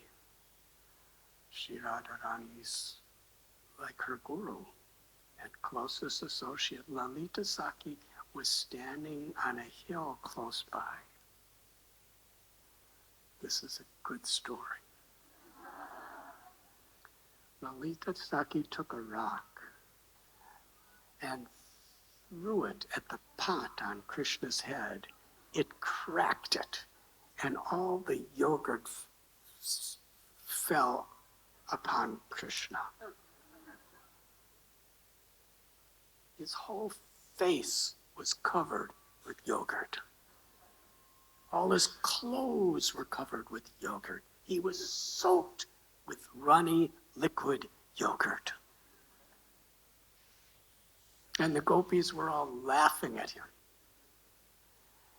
And Krishna's friends, they were all secretly smiling.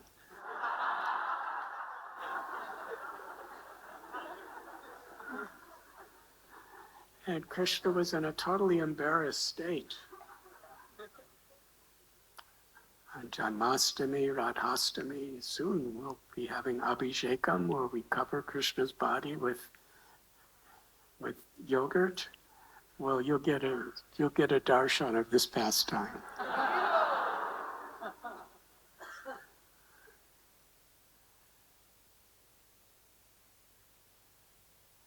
Another time.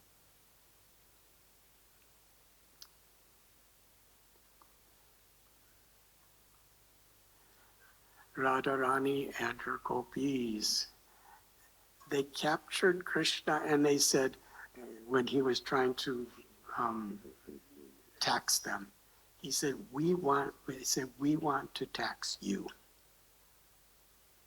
So in order for this to be done properly,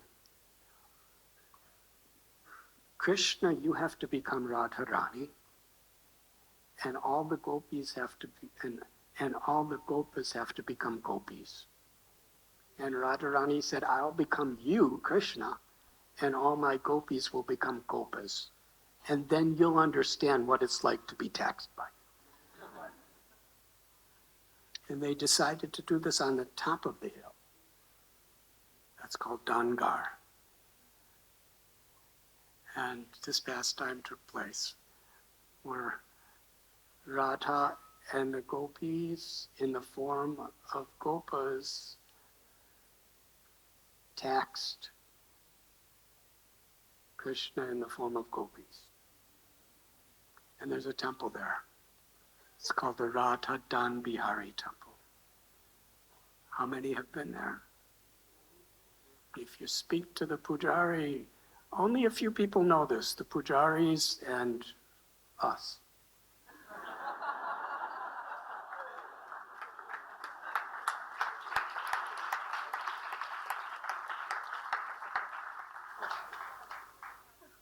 But it's a Radha Krishna temple, but they say, the pujaris will say, this is a secret, but actually, in this temple, we worship Krishna as Radha and Radha as Krishna, because that is the lila of this place.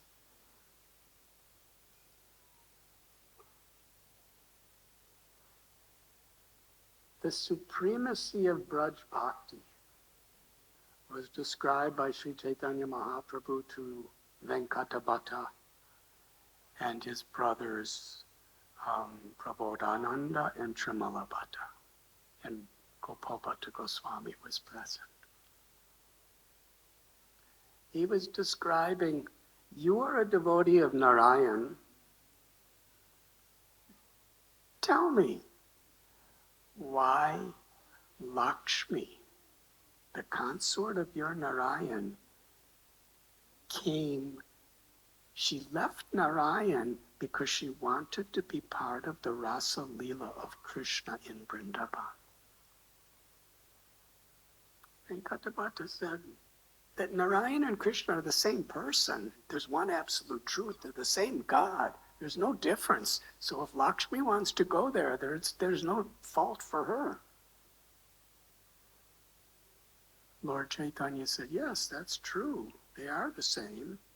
And there's no fault in Lakshmi, but why was she not allowed to go into the Ras Leela?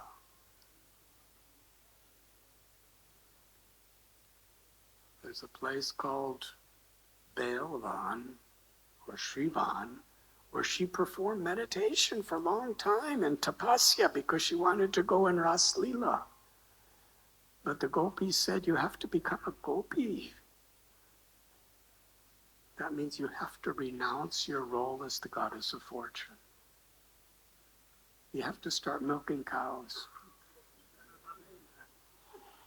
You have to take the dung of the cows and with your own hands make them into patties and carry them on your head. And Lakshmi Devi, she's the goddess of fortune. She's the consort of Narayan. That's not how she can please Narayan. So she was not able to give up, her identity.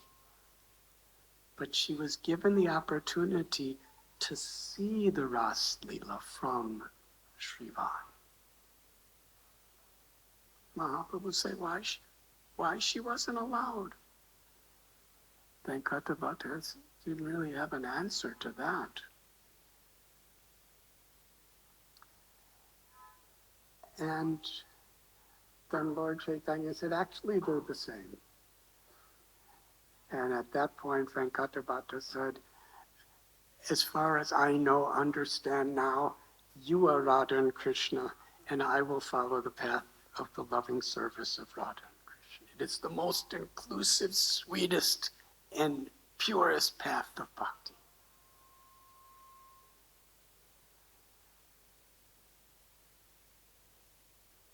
So Sri Chaitanya Mahaprabhu tells a story.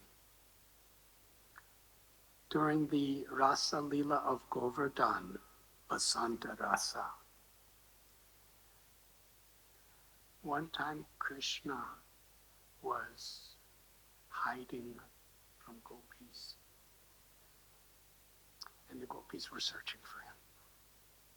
They happened to see him sitting under a tree.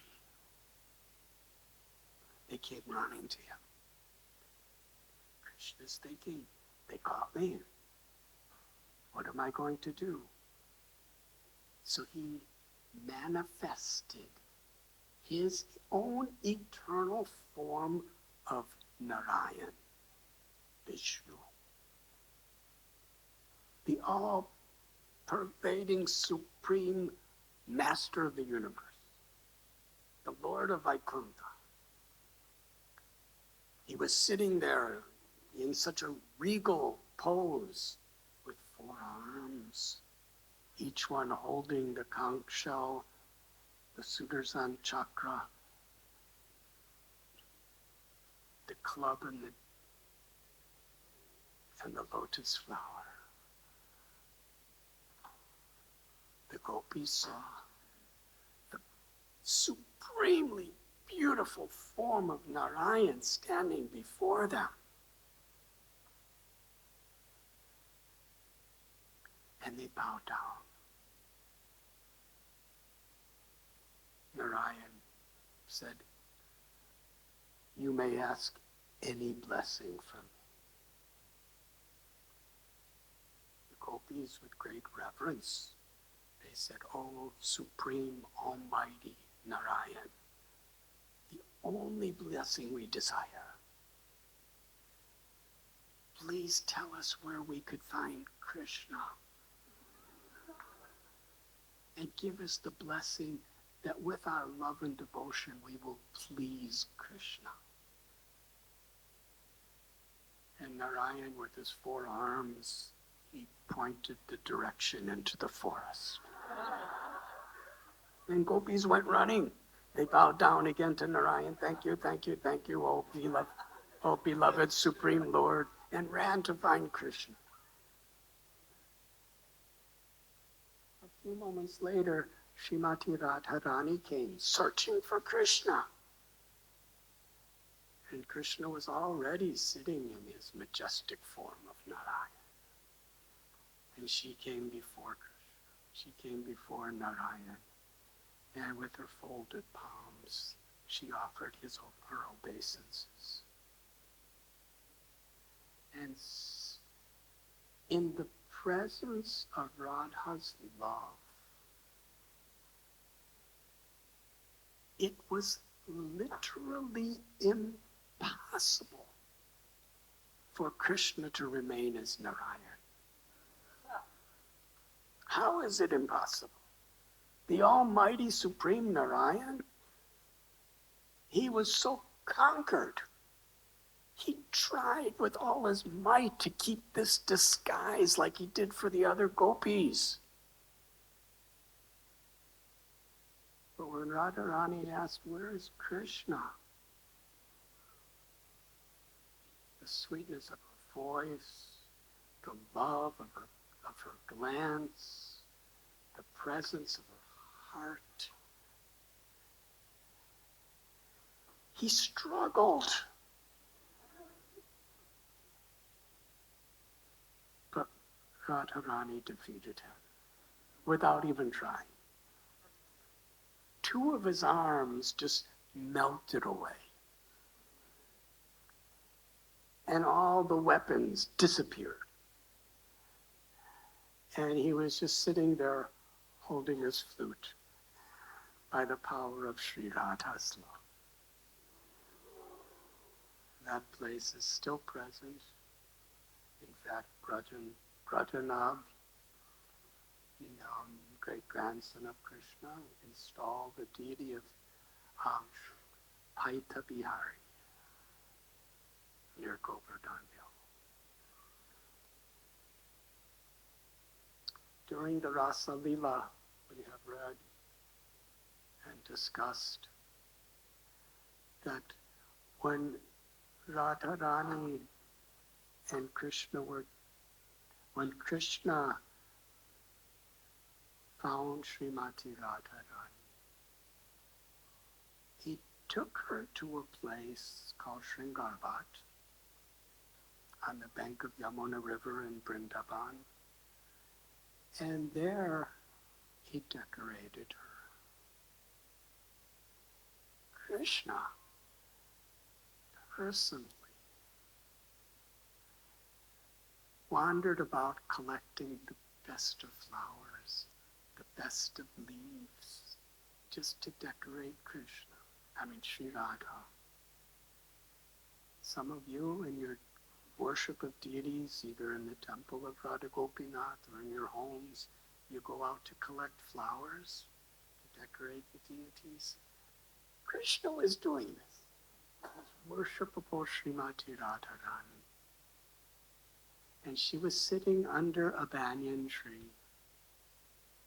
Krishna was decorating. He was sitting behind her, combing her hair,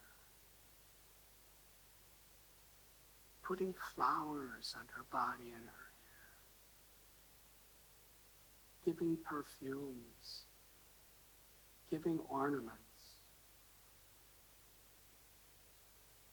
In this Sringarbat, that is the place that Nityananda Prabhu chose to live when he was living in Vrindavan. It is also called Nityananda Bhat.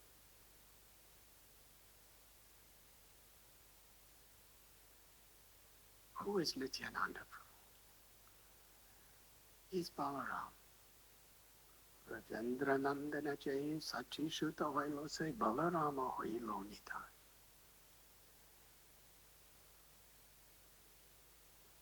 A couple weeks ago, we celebrated Balaram Jayanti, where we were meditating upon Lord Balaram, who is the supreme personality of servitor God. He's the original expansion of Krishna, who literally, he's the supreme enjoyer. He's Vishnu, he's Krishna Tattva. The entire spiritual world is an expansion of Balaram. Balaram becomes Krishna's shoes. He expands himself to be Krishna's clothes, Krishna's jewels, Krishna's bed, Krishna's chair. In every way, Balaram is serving Krishna.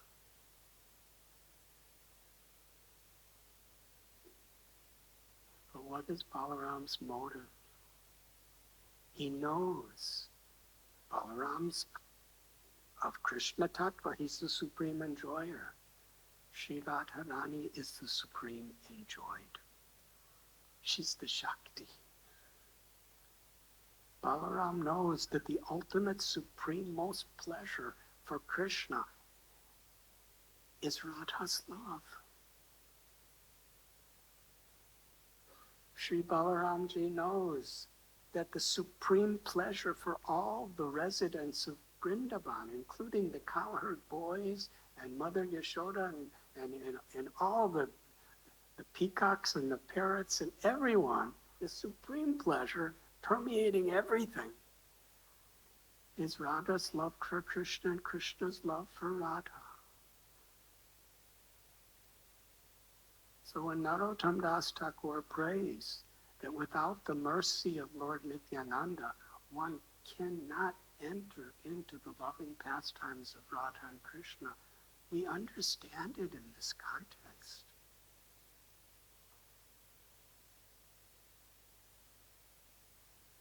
So Lord Nityananda Prabhu, of all the places in the whole of Brajabhumi, he chose to make his residence at Shringarvat,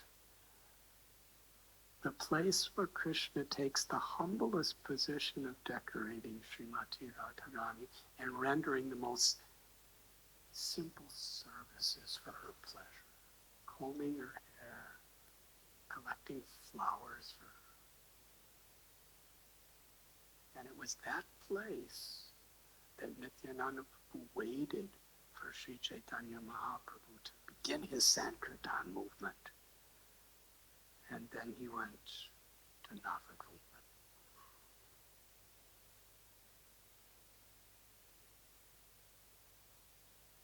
So during the beautiful dance, rasa, Krishna left Srimati Radharani to increase her love.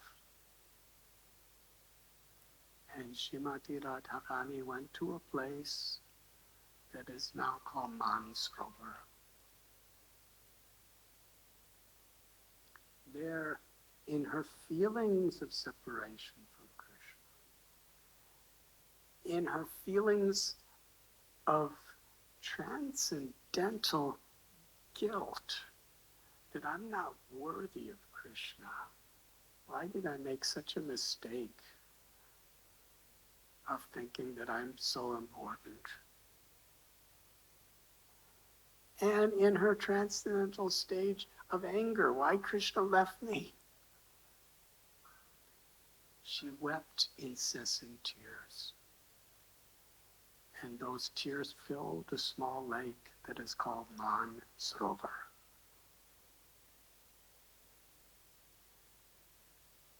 When Lord Shiva came to Vrindavan, because he is Ishvara, Supreme Master of Yogis, he understood that the perfection of yoga, in the mood of what Ramananda Rai has taught us, is the loving pastimes of Krishna and the gopis, culminating in Srimati Radharani. And he wanted to participate. So he came to Vrindavan. And Yogamaya explained to him that you are in a male body. The gopis are females. Go to Mansrovar. That is where Sri Radha's tears are. And pray.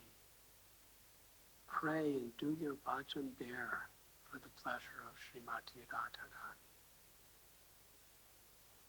And with the blessings of the Sakis,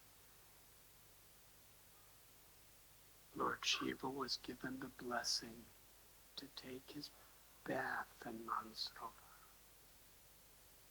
The power of Srimati Radharani's tears and Lord Shiva's own sincere prayer, he submerged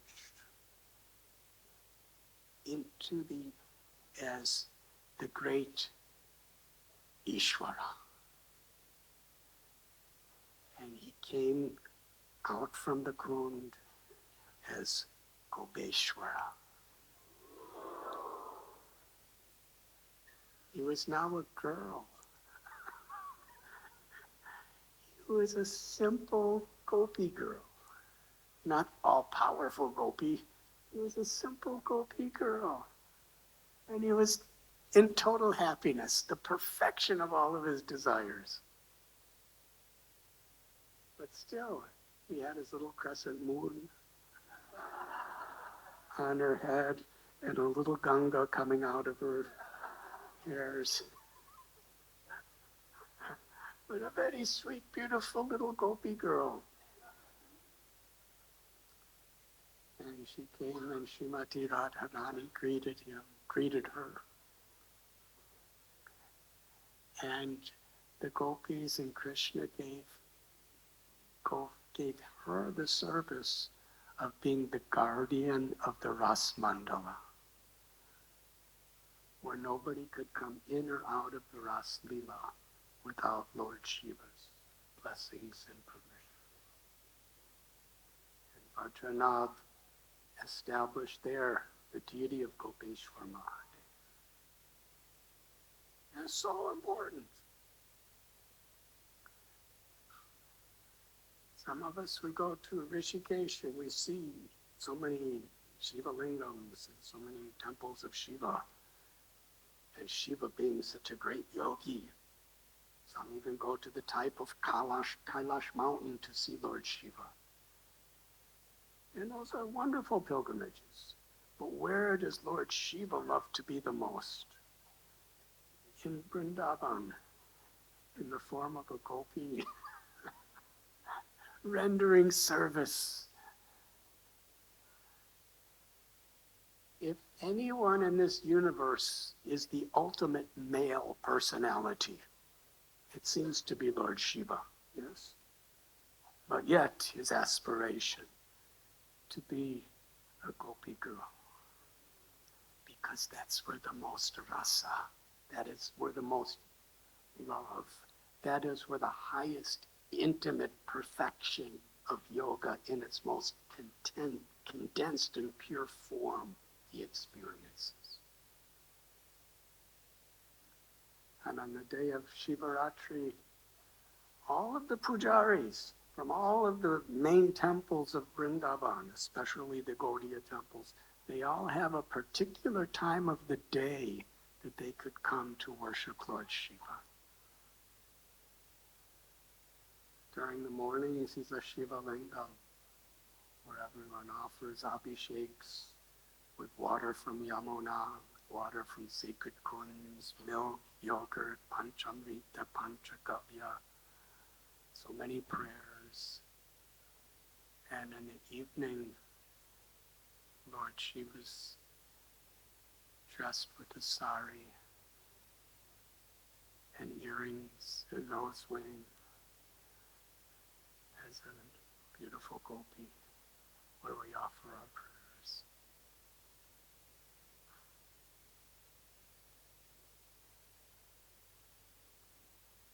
In Nidiban,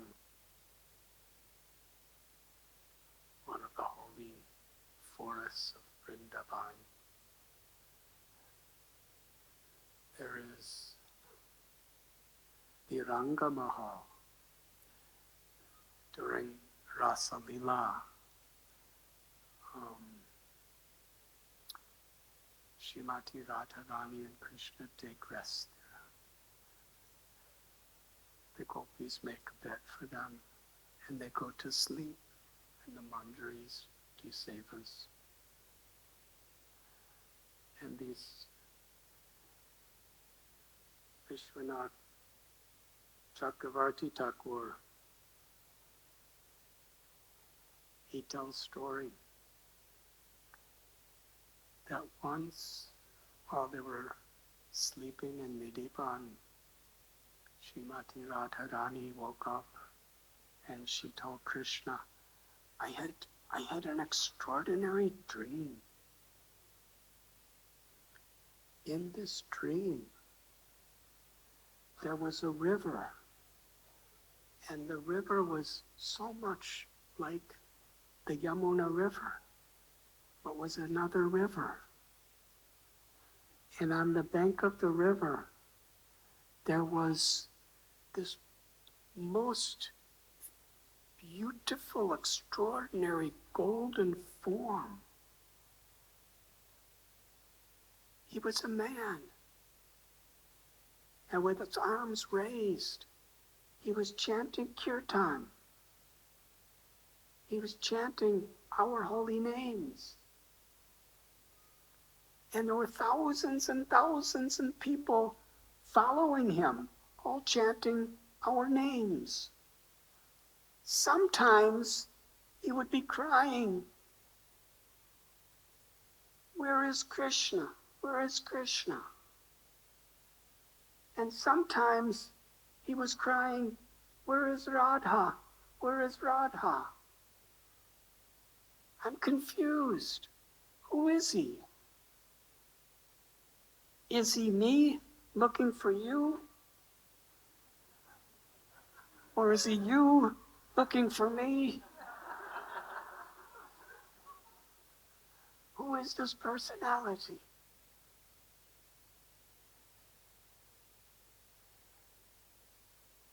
And Krishna was very happy. And the realization was revealed that this personality has come as Sri Chaitanya Mahaprabhu, who Radha and Krishna, Radha Bhavaduti Supalitam Nomi Krishna Swarupa. Krishna appears with the love in the heart and the Mahabhav of Sri Radha. The two become one. In the Prem Vilas, in the Prem Vivarta, Jagadananda Pandit raises this question. Lord Chaitanya is Radha and Krishna. The two, Radha, Gopinath, become Mahaprabhu. Maha means Mahabhav, the love of Radha. Prabhu is the Supreme Master Krishna. Mahaprabhu means Radha Krishna. So he asked, is it that the one Lord Chaitanya became Radha and Krishna, or is it that the two Radha Krishna became Lord Chaitanya? Which happened first?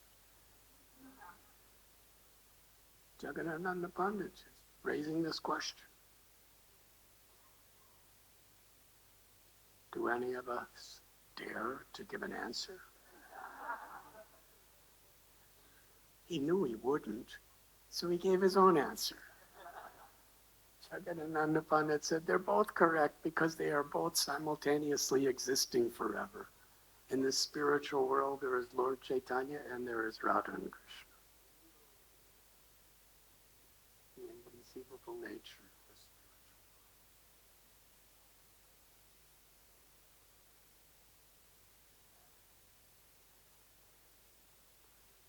spiritual. In Bangar, in Barasara, there is the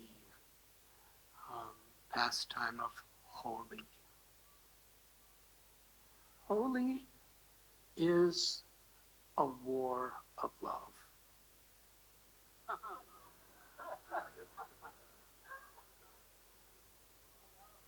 In certain ways, we can say that all the wars of this world are a perverted reflection of Holi.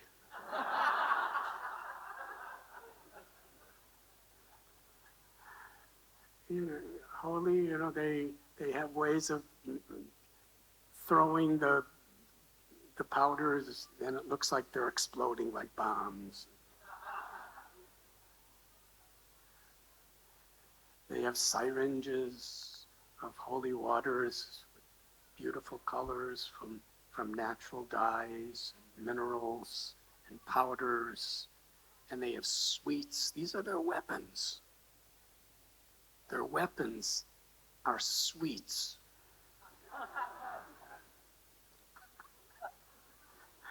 Their weapons are powders that have the most illuminating colors and the most intoxicating fragrances. Not like the colors today. When the gopis make these colors, they have an ambrosial fragrance and a mystifying luminance in the colors. And they're so gentle to be touched by. And these waters and their spray guns are so refreshing to be touched by. And they make so many sweets. It's like, the place where they make weapons, in this perverted material world, we have places where we make tanks and bombs. Well, they have like that, where they're making all of their wonderful weapons for holy. And the idea is to defeat the other side. But what is that defeat?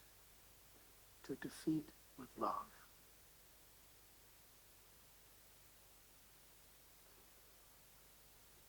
In India, sometimes, usually, holy is quite ghastly.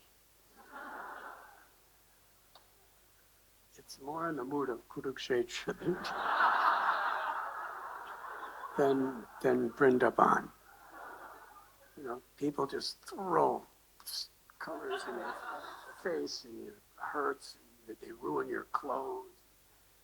Sometimes people don't even go out of their house because they don't want to be assaulted by holy people.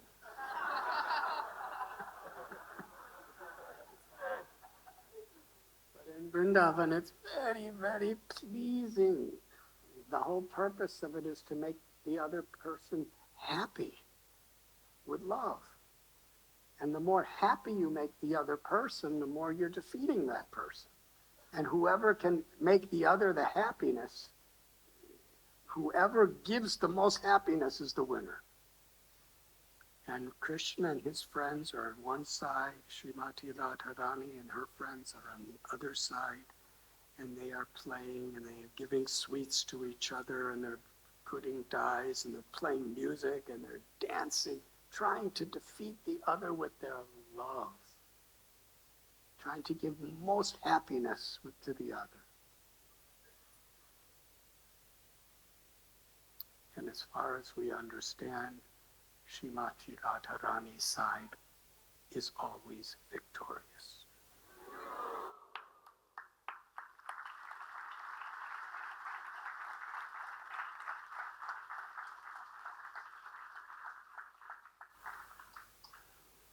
As far as fighting, Krishna killed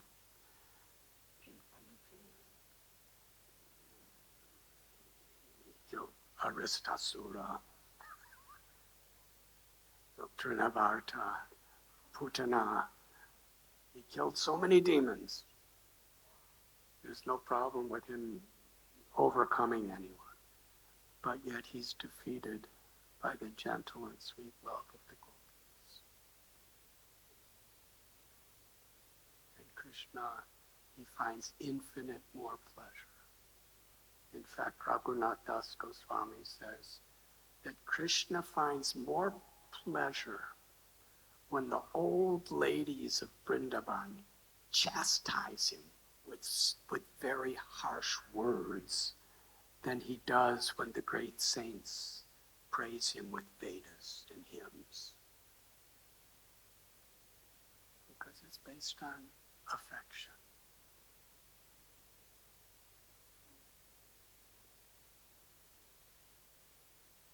There is a story in Unchagaon. There was a sadhu, and he would do parikrama of the whole Brajamandala area every day before he would eat or drink. He would do for that area of Raj that he may be, he would do the whole parikrama and fast until he finished. He had long matted hair. One day in the Umshagang area, as he was chanting the holy names and walking, his hair got caught in a thicket of thorn bushes. You know how the thorn bushes in Vrindavan could be. So he was helplessly caught in the thorn bushes, and there were razor sharp thorns, so he couldn't really move and he couldn't get himself out. Hour after hour, he was trapped.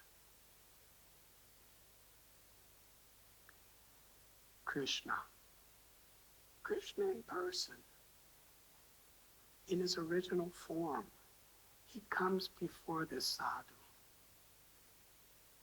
and says, I'll help you out. And he helps the sadhu out of the thorn bushes. And he said, now it's very, very late at night. I brought food for you. So please eat your food, because you haven't eaten all day and now it's late at night. There's nowhere else for you to get. And the sadhu asks, I cannot eat food because I didn't finish the parikrama. Krishna said, well, why are you doing your parikrama?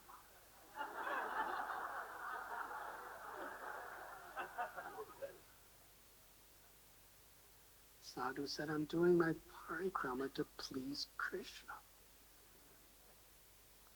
The boy said, I am Krishna. I'm pleased. So eat prasad, that will please me more. And the sadhu said, which Krishna are you? Are you the Krishna of Vrindavan, of Mathura, or of Dwarka? And Krishna said, I am the Krishna of Vrindavan. And the sadhu said, I'm sorry.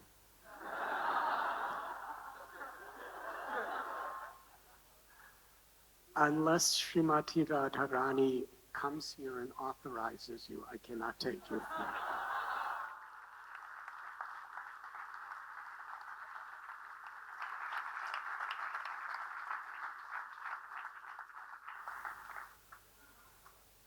So at that moment, Srimati Radharani appeared.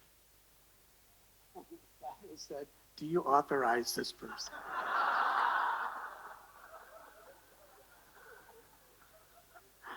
And she said, this is my Krishna of Vrindavan. And immediately the sadhu did his dandavat pranams to Krishna's lotus feet and accepted his Mahaprasad. So this is very much mood of Vrindavan. In fact, Srila Bhakti Siddhanta Saraswati Thakur, when he was with his devotees at Sri Radha Kund, once when they were there together, this very wealthy landowner from Bharatpur, who was like a Maharaj, he came there with his family. And they were doing Dandavat Parikrama around Sri Radha Kund. And one of Bhakti Siddhanta Saraswati Thakur's disciples went to Guru Maharaj and said, just see the emotion of this very powerful, great man. He and his whole family, they have so much devotion to Radha Kund. They're doing Dandavat pranams all around. You know, they do full prostration and then they'd make a little marking and then start another prostration. And Bhakti Siddhanta Saraswati Prabhupada said, this is very good, but it is different than us. He said, we are opposite. He said, he is doing Dandavat Parikrama at Radhakund because he's praying to Radharani to give him devotion to Krishna.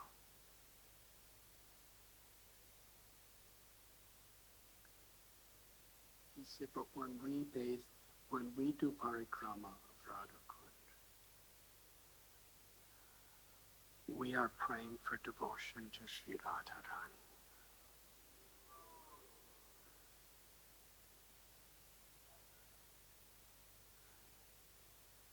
Radhanath Swami prayed in that way also.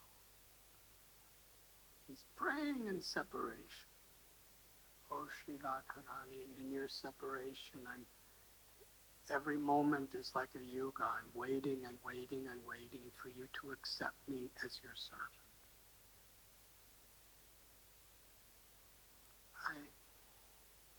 Even the land of Vrindavan, which is more dear to my life and soul, and even Krishna himself is the supreme object of love. I have no concern even from them unless I am pleasing you, Sri Radharani.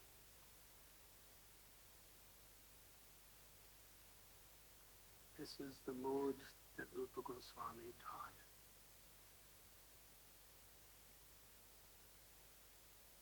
Kaviraj Goswami tells that Srimati Radharani is like a creeper who is embracing Krishna. And through her love, the sweetest, most intimate love of Krishna, she is absorbing.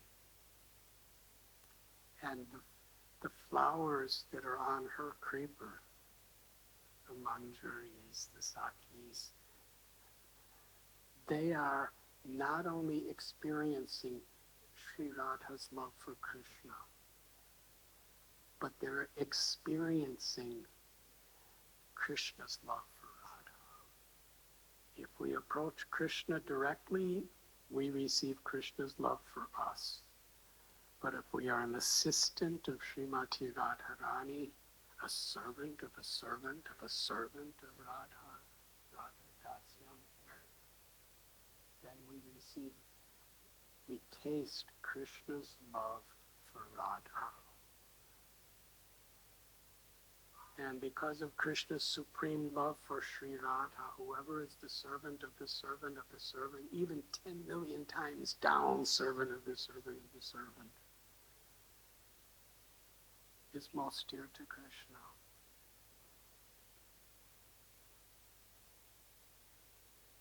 This is Radhashtami. When Uddhava saw the nature of Radha in her separation from Krishna in Nandagram,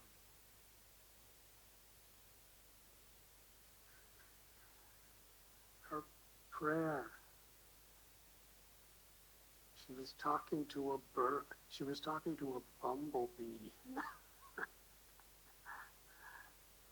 expressing her anguish and separation from Krishna. She was talking to a bird flying in the sky, coming from the direction of Mathura, expressing her anguish and separation from Krishna.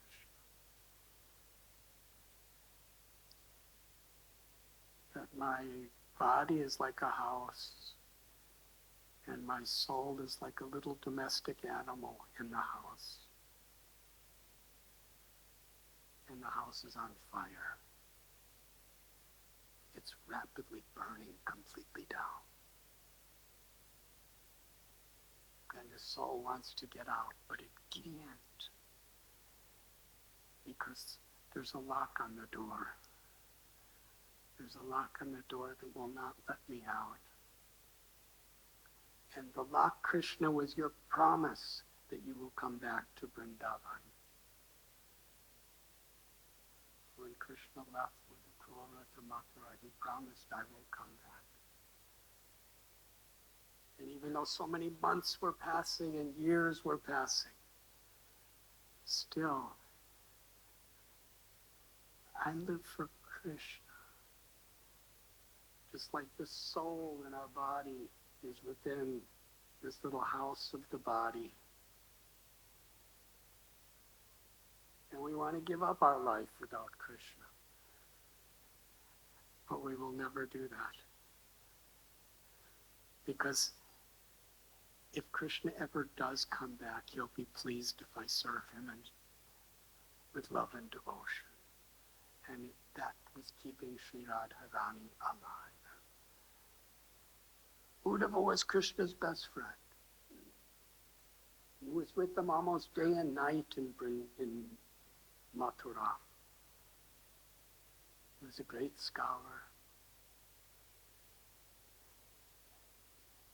But yet, because he was Krishna's best friend, Krishna sent him to Vrindavan to see the quality of the gopis' love. And Uddhava, he was crying compared to the gopis, the gopas, to Sri Radha. I have no real love for Krishna at all. I'm with him all the time. They're never with him, but they're always with him in their love. And I'm never really with him in comparison.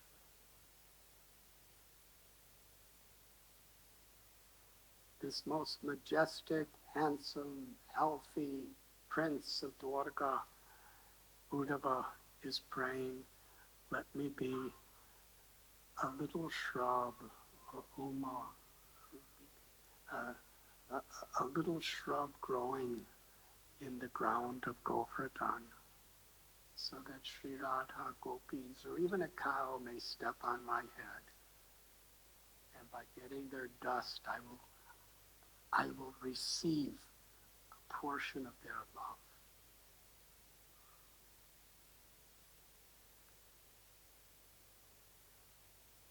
And he's actually praying.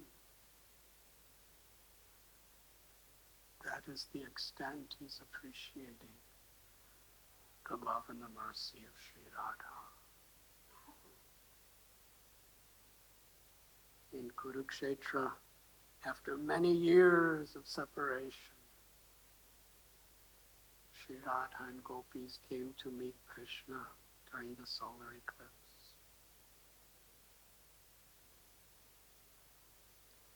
And Lord Sri Chaitanya Mahaprabhu in the Ratha Yatra in Puri, he revealed the inner secret of that exchange. Sri Radharani is expressing in the most spiritually pathetic state her cries for Krishna to return to Vrindavan. Why? Simply because she knows Krishna is happiest in Vrindavan. The gopis could have moved to Dwarka, but they were willing to suffer separation from Krishna because they knew that Krishna finds the most happiness in Vrindavan. And he would find the most happiness in their love and separation.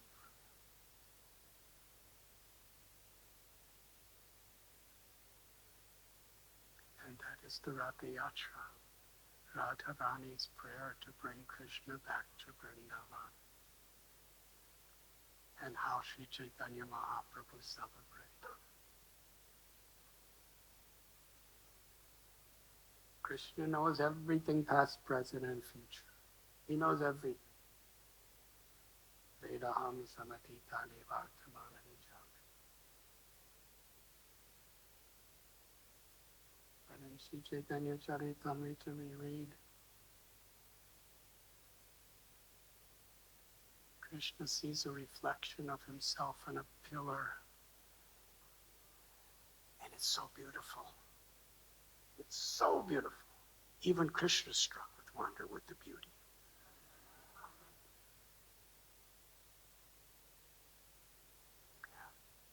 But he's not thinking how beautiful I am. He's thinking, this beauty, I cannot calculate. Only Radharani can calculate it. What is the feeling when Radharani sees my beauty?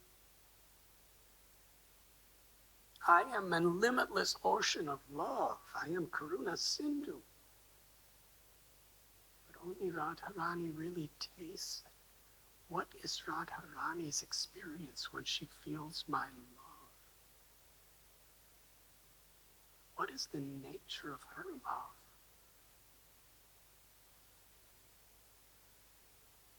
Krishna incarnates as Lord Chaitanya to answer these questions.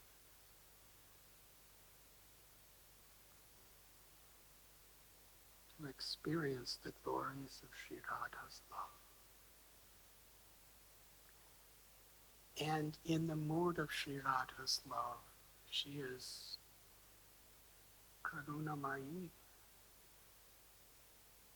She's the very embodiment ocean of compassion. She wants to share her love with everyone.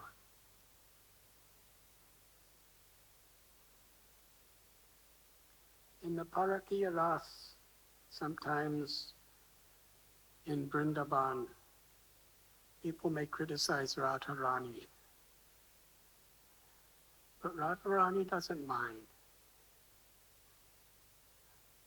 She's only thinking, I'm not qualified. I'm not qualified to properly please Krishna. If only all these things people said were true, but I'm not qualified. This is the nature of the Supreme Lover. As Sri Chaitanya Mahaprabhu, he would claim, I have no love for Krishna. If I had any love for Krishna, I could not live without him. But I'm living. That means I have no love. This is Radharani's sentiments. The supreme love, the supreme ecstasy of love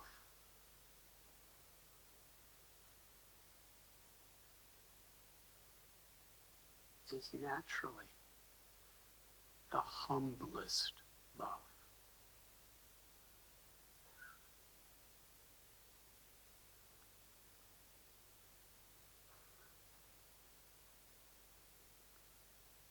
In Navadvip, Sri Chaitanya Mahaprabhu,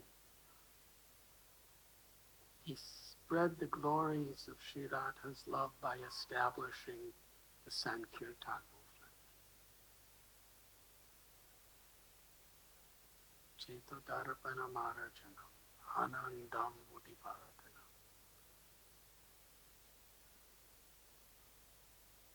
When he traveled in South India after taking sannyas,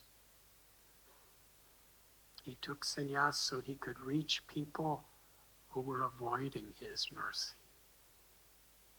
He was spreading love of God everywhere.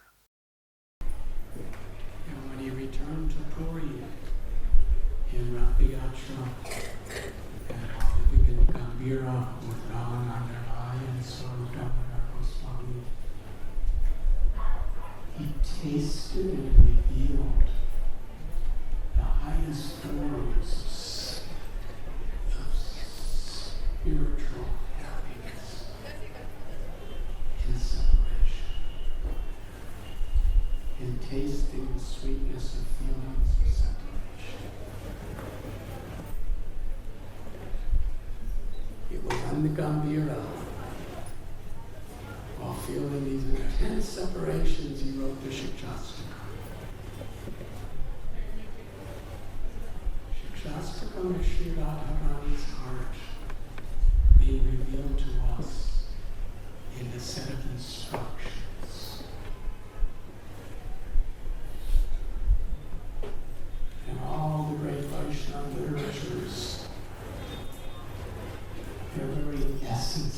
Shikshastra. Sri Chaitanya Mahaprabhu, in the mood of Sri Radha, is praying to be a speck of dust in the feet of Krishna. But not just the dust of Bombay. Because that kind of dust never goes on the feet of Krishna. The dust in the feet of Krishna is Chaitanya.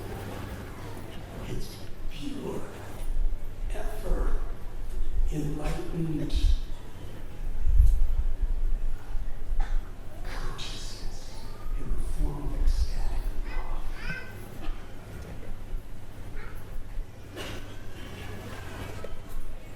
That is how much Sri Chaitanya Mahaprabhu is humbling himself. Even a single speck of dust from Vrindavan is so supremely glorious. I want to be that. That is Radharani's song.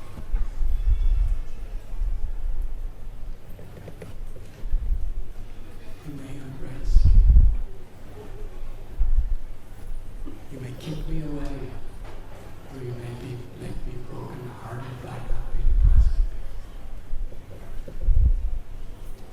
You are my Lord. I am here to serve you.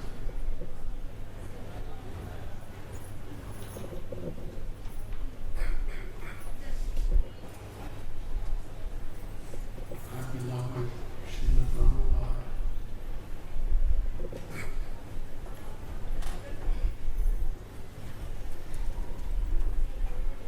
in his departure from Sri Vrindavan Dham, he traveled the world to give us this wealth, this gift.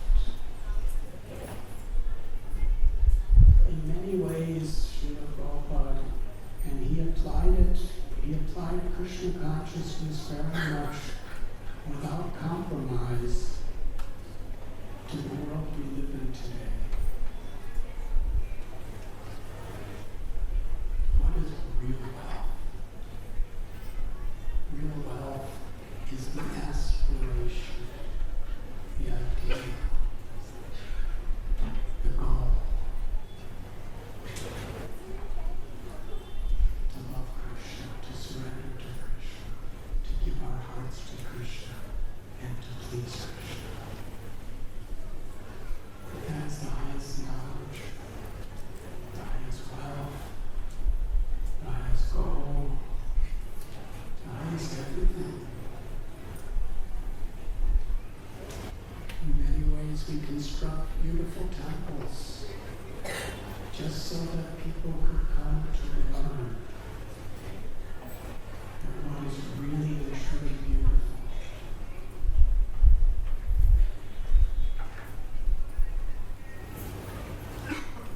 is our will to surrender to Krishna. Yes, we want our temple to be so beautiful for Krishna's pleasure. And it's Krishna's pleasure that the devotees are pleased. Today is Radhashtami 2023. There's many devotees in the temple. Outside the temple it's monsoon, it's hot, it's humid. And inside it's air conditioned. And it's dry. And our Gopinath are smiling. Yes, we want to do anything and everything that we can within our means to please Krishna. By pleasing his devotees. By having a pleasing atmosphere where people can come and feel happy with